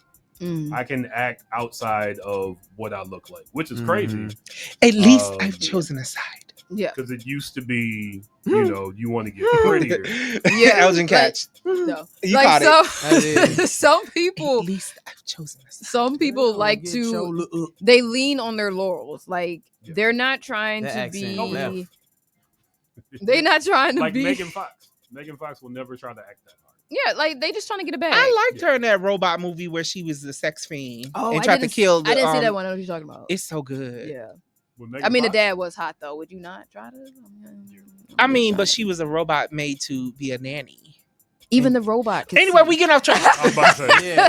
But yeah, some people, or even like, even it's the same with men. Like Dave Bautista, he was always being cast as like the action roles and stuff like that, the big guy, and he wanted to do more dramatic stuff. That's why he did the M. Night Shyamalan Cabin in the Woods or The Cabin, because he wanted to try dramatic acting. I don't trust him as a movie actor. I don't trust him as a movie director. M. Night? No, he's horrifying. No. The only thing that he's ever done right was Devil, and that was it. Devil was watchable. Or Split. Split is also a movie that people Split was crazy. People like Split. It was crazy. And the one where the kids go home to their grandparents. That was terrible. I like that one. People like it. The Last Village or something. Pulling it back to Ironheart. Yeah, it was called The Visit. That's it. Push the grandma on that. I will watch. No, I'm not gonna guarantee that I'll watch this. No, I'll text you and we can watch one episode, and then I'll text you 6 weeks for later, and we can watch the second episode. Because that's what it's giving. Because it's the 30 minutes. The 30 minutes it goes by so fast that your memory is not going to catch on. And the way that they release these things now, they don't release them in bulk. You literally have to wait until. Which I appreciate. It depends though. They might release it in bulk, depending on the show. Elgin, did that do that with Agatha, or did you have to wait? You have to wait. I feel like Agatha was pretty much all done. Was it? But I feel like you had to wait until the next week. You had you had to wait till the next week for the next episode. So Disney is one of those that does the weekly scheduling, not the. They do. It probably depends. I don't know if that's their structure. They were doing that on 97. Yeah, X-Men 97. That's true. I watched that heated every Friday morning, like Saturday morning cartoons. Had my breakfast before work. What's your cereal? Yep. I low key think though they might just release Ironheart. Like if it's like a show they don't really believe in, they just gonna drop it. It's only 6 episodes too. Yeah. What was old girl? The other one that nobody Super gave Marvel. A damn. The Marvel girl. The Marvels? Echo, yeah. Oh, nobody gave a damn about that. They released the whole shit, Mm. and it was trash. All right, so I'm giving this if I'm doing it out of 10, 4. DJ Lockhart. My blackness will not allow me not to watch this, so I'm going to watch it. Also, shout outs to Eve Support Ewing. black women. Mm-hmm. I'm most definitely gonna watch it. I'm gonna say she's the one that's writing Storm. She might be on Storm right now too. Definitely. But yeah, I don't know the trailer. How many episodes you gonna give it? I'm gonna watch. It's only 6. You might as well. I'm gonna watch it like 100%. Did the trailer make me excited? No. I will say that the trailer looked very. Bye. Yeah. But yeah. I'm gonna watch it though. My blackness will not allow me not to watch this, and I just hope that it's decent. Ash. Nah. Nope. Yeah, that trailer did nothing to convince me that this will be anything worth my time. As much as I like, real talk, if I see like a Riri, what's her last name? Williams. Adams. Not you put her in the Addams family, Ashley. Riri Williams. Doo-doo. Now, if I see some like Riri merch at a convention, am I gonna pick it up? Probably. I'll put her right on my blurred bag. I'll get a pen. I'll get an acrylic. I'll support the character. It's just I'm not convinced with the portrayal I have seen so far. I'm not a fan of the actress. You know what I'm saying? Like it sucks, but yeah, I'm not a big fan of the actress. She did nothing for me. I agree. She did nothing for me in the last to deserve. She wasn't that big What of a. was she in? She was in Wakanda Forever. Forever, the one I hated, but Yeah, like I don't. She- The she did charisma's nothing. not there. Did she deserve a spinoff? No. The character. I mean, no. the character, yes. I felt like it was gonna but it happen. was gonna happen. But based off of what we got, it's nothing to make you be like, "Dang, man, I hope they're gonna give her a spinoff." I want to see It's only Somebody's excited. Somebody out there. yeah. I mean, and I'm only going based off of what they presented in the movie. Yes. Like from that movie, did I go, "Damn, I want to see what they're gonna do with Riri"? Yeah, No, they didn't give you enough. Yeah. And I think that's a lot of these Disney Plus shows have a lot of that energy where they're not like people are just giving shows. It's not for a particular reason. Like, damn, man, like. Yeah, it's not. The fans aren't. And I'm not clamoring for that. And I'm not trying to knock on the actress either. This feels like an early. Like I don't know if she has a whole lot under her belt. Let's look at it. But who this, is she? She was in Wakanda Forever. Yeah, That's but that it. role is not doing it for me. Some people can have a breakout role and like they just, even if it's a side part, like old dude that plays M'Baku. Yeah, he only has What'd you call him the first time? M'Batu. M'Batu? He only has a couple lines a movie, but he steals the scene every time with how he does it. Because he was doing a lot of grunting. God demon. He was mostly grunting, and he had thick thighs. Grunting always came with a clapback, something that's very snide and offhand. But real quick, the she charisma's has there. 5 movies under her belt. Which are? So she's still new. She's Beale Street Could Talk, Judas and the Black Messiah. Some pretty heavy. Oh, she was in things. Judas and the Black Messiah. I don't even remember her. Black Panther, Wakanda Forever, Freaky Tales, What If? Freaky Tales is coming out. Wasn't that movie with Freaky Tales Normani? already That's with Normani in it, right? That one's supposed to be coming out soon. Freaky I believe Tales. it already came out. It did come out. It came out It's in. on Amazon Prime. Yeah, I didn't know that Too Short had a movie. Okay, so Let me go to Judas my and the Black Prime. Messiah, and what was the other one? I don't know. Freaky Tales. No, The Tales. prior to Wakanda Forever. It's It Beale Beale Street Street Could Could Talk. Talk. Okay, The yeah. Regina King directed movie. Okay, so dramas prior. I mean, this is kind of a drama too. Oh, there's going to be a Champions movie, This huh? girl, her name is Kamala. Yeah. Oh, you gotta rent it, please. Yeah. Y'all tried it. I'm cheering for her. If Dakota, old girl that was in 50 Shades of Grey and Madam Web, if she can keep getting roles and not giving, then old girl should be given more opportunities to find a role that's gonna hit for her. Same with old girl from Twilight. Oh yeah, she's a decent actress. She's actually a decent actress. That first movie I've of seen hers, her in a few things I like. yeah, but like if we just went off of that one movie, Yeah, I would never Not trust her with another role. But she's been she able. was also in Escape Room with Jodie Foster. And As a Forrest kid. Whitaker. Yeah. So she's been able to bounce back and Oh, y'all almost made me She's choke. been able to Escape. bounce Oh, back. I haven't seen that movie in so long. she's been able It was to on grow. cable last week. She's been able to grow. Jesus, that movie was so, So Riri's actress, you said her Danielle. What's that girl's name? Dominique. Dominique. Damn, I'm so bad with names. Sorry. Jodie Foster. I No, you're talking about Kirsten Dunst? The other one that looks like she's always scared. Kristen Stewart. Her. She was always in that scared. movie with Jodie Foster, right? Mm-hmm. She was the sick Forrest daughter. Whitaker, Jodie Foster, some other people. Yeah. Let me look that and see if that's on streaming. You just yes, Before Mike. you do that, hey, happy to help. What do you think of this, Kahari? I'm like Elgin. I'm gonna stick. I'm very diplomatic, y'all. Okay. I'm gonna be diplomatic.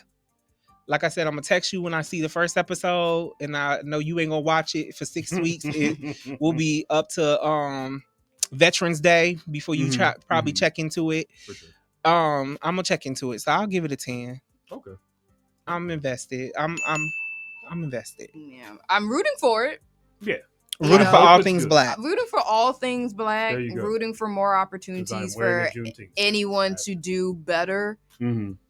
It's just you didn't convince me this time around to check it out. You know what Darren thinks of it? Yeah. Yeah. And I just hate the idea of like, oh, if you don't support every black thing, then you are not with the cause. No, I support when black things are worth me watching. Listen, man, Oh, Snoop it's Dogg had a Panic movie Room. called Panic Room, not Escape Room. Panic Room. That's a different movie. Escape Room was not very good. It wasn't terrible. Panic Room. Got it. So, folks, that is our review of this trailer for Marvel's Ironheart. Pretty lukewarm. I mean, it's what it is. Yeah. I mean, it's Disney. It's Disney. What phase are we in? 15? No, phase 6. 64? Yeah, phase 6. They kind of lost the steam after like phase 2. And like immediately. Like now it's really starting to feel like y'all don't know what you really trying to do like y'all did in the beginning. After we're in phase 6 right now. Mm-hmm. WandaVision seemed like we were on a good path. Falcon and Winter Soldier seemed like we were on a good path. And then I feel like Loki was good. Loki was very good. Loki was good. the star I'm of the gonna show. check that out tonight, y'all. Yeah. I'm not. Why are they remaking the Fantastic Four? Is beyond me. I mean, Because we they haven't made had a one in a really long good ass movie. time. It has been if any of the Also, like Fantastic Four is like one of Marvel's staple series. yeah, They need to stop. Then they call Stop. them the I first beg you, family. stop. To be fair, Yeah, this is they haven't done the Fantastic Four since it was a Fox property.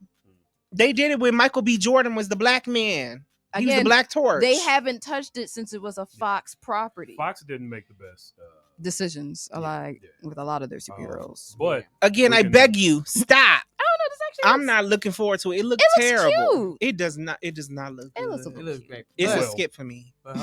Yeah. We'll talk more about that next time. And Now I'll be it is back to time. give my opinion. Yes. Yeah, the movie comes out July 4th. It's coming out soon. Yeah. It's time for shout outs. Or as Kenny would call them. Shouts and murmurs. That's y'all so cute. Shout out to Kenny. Shout out to Steve. Shout out to Kenny's family. Shout out to Kenny's cat.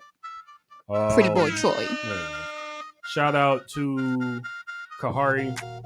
Thank you for joining us again. I'm glad we could help lift you up today. Thank you. I'm always grateful to be able to help folks. Thank you. I'll be back if you want me to. Yeah. Your BlurdDotFamily, you gotta come back. Of course. There will be more Malort shots. I'm gonna sit that one because that one tastes like free immersion. I swear to God. I was like, oh my God. It's a wonderful shout out to Ash for being in the studio for once. Live and in color. Yes. Shout out to Fatima of Fatash. I hope that barbecue was good. You know it was because she was cooking. I as much as I've heard Fatima talk about cooking, I ain't never seen Fatima cook. Well, she didn't want to cook for you. Ain't nobody out there to cook for me. Yeah, I'm saying she just hasn't cooked for you. That's what she says. I always just tell her that's an excuse. I can cook. I just don't want you to eat it. It's like, all right, nigga, I don't think you can cook. She don't want you to fall in love. I know you married now. So. Okay. What do you mean now? Prior to when y'all were like roommates. No, I've known Fatima for far too long. Shout out to DJ Lokari, hardest working DJ in Chicago. Period. DJ Lokari, tell him again about the donation campaign. Yes, you can donate at on our Instagram, which is just Stomping Grounds LAI, or on our website directly at sglai.org. There's so many different ways that you can donate to the work that's happening in the Cook County Juvenile Detention Center through our organization. Please find out more information in our bio. Much love. Shout out to my best friend Darren. Shout out to my family. My brother was in town last week. Shout out to Matthew. Hey. Yeah. And with that, I will pass my shout outs to DJ Lokari. Yeah, first off, shout outs to Mike. I don't think we shout you out enough. Shout out to Kahari for that amazing performance. Ash got him, gets huge shout out for picking up these vinyls for me that I'm gonna get you tonight. For doing what? Picking up these vinyls and all that kind of stuff. Also shout Not out. your buddy, pal. I'm not your fan, guy. That voice. But yeah, man, shout outs. Oh, also shout out to my homegirl Whitney, who just had a birthday today. Okay, Gemini. Whitney Cat? No, just different Whitney. But shout out to There's a Whitney lot Cap. of I don't know where you are. You know what I mean? I looked for her on Instagram the other day. Yeah, I what wanted the to fuck send her going on something, and then I forgot what her Instagram was. It's And like not Caps or Whitney something. Cat. It is something different. Yeah. I every time I see her, I be like, "Yo, what's your Instagram here?" Oh yeah, and shout outs to my homeboy LS. We got a track coming out very soon called "You Don't Know." Sampling the Bobby Womack classic. Oh. Fun. Yeah. And shout out to my mama. I love my mama. There you go. What's the name of your mom's book? Champagne. Living my best life. I'm even gonna say Champagne Kisses. No. Where am I getting that from? From the Janelle Monáe song. Bath and Body Works. that's a Bath and Body Works product. Yeah, no. Go check out Champagne. Living my best life. Oh, shout outs and prayers for St. Louis, Missouri. They had a devastating tornado 2 weeks ago, and it ruined a lot of our parks, and a couple people passed on because of it. It was a very major storm. So shout outs to all those who are working and to help, St. Louis get built back to the way that it should be. Also, fuck all the politicians that ain't giving no money. And FEMA for not being there yet. Like people were out of power. It was a very devastating storm, and and fuck y'all landlords also trying to use this as an excuse to now try to like kick people out because you don't want to fix shit. So that's wild. That's not even how that works. It's not. Like you in literally this climate, you would think you know better. Yeah, no. But then with this president, who's gonna stop? Okay. Yeah. Fair. St. Louis is very black and white. The white side is showing very much so right now. So get it together. Get it together, St. Louis. DJ Kahari, pass your shout out. Pass my shout out to Ashgada. Keep it simple. Shout outs to everyone here. And it's soju. I'm not feeling it. So, That's how it goes. You don't feel it. Look. Soju is you feel it later. You be like, oh shit, I'm fucked up. Well, Did you eat today? I did. Oh, okay, you should be alright. Did you eat enough to balance out this subject? I mean, I ate like. I just want to point out the first thing was. I ate like an hour before I started drinking it. So we'll see. Was it like chips or was it a meal? Taco Bell. You gotta ask. Oh, girl. Not Taco Bell. You definitely gonna be sick. I don't know. I have an immunity to Taco Bell at this point. Shout outs to my stomach's immunity to Taco Bell. Is that an immunity? Yeah, that's not what Kahari meant. We'll see what happens later tonight. I'll be home. I ain't gotta go to work in the morning. So thank God. Anything that happens, you need to be near that toilet with a prayer and some tissue. I think I'll be fine. I've had worse nights. Listen, I live by myself. I ain't gotta, ain't gotta worry about that. I can look this as gross and blenderish as I want. Somebody's gonna have to walk past your door though. Nah. Walk past like, ow. Actually gonna make an MESS man. Nah, I'll be fine. I'll give y'all updates tonight. But but yeah, so shout out to all you guys and the local record stores. They've been good to me in my quest for updating my vinyl collection and finding them Japanese imports and not being too scammy on the prices for the most part. So yeah, shop local, shop small. Ashley, pass your shout out. Kahari. Well, I would like to thank Mike for inviting me. Thank you guys for being so kind. This was a great way to start the new week. I really appreciate it. For sure. Shout out to Liv Roscoe's Little Miss Growing Pains, available on streaming platforms right now. Shout out to the Alicia Marie, Q Shantae, Malik McClinton, any and everybody who's reached out to me to check in on me. I greatly appreciate it. Brandon with the V. Anybody who wished me happy birthday. Thank you guys so much. I appreciate it. And I'm just happy to be here. I'm happy to fulfill this space with you guys and join in on the commentary. It's been a time, and I look forward to many, many more. For sure. You've been watching BlurdDotRadio, BlurdDotRadio. Join us next week when I just asked Darren if he was going to be on the show. Maybe he'll be the guest. He's in the city? No. He joined online last time. Oh, right. I forgot. Find out if Darren will join us next week. He never came Sunday, on, so I forgot. 7:30. I mean, Ash won't be joining us. No. It'll be bad to be in virtual. So enjoy the face. Back to virtual world. Plug back into the Matrix. Back into the Matrix. Take that. I gotta plug back in. We're gonna love, peace, hair grease. We're gonna go out on. Let me see here. And you deserve it, Daddy. We coming for you, nigga.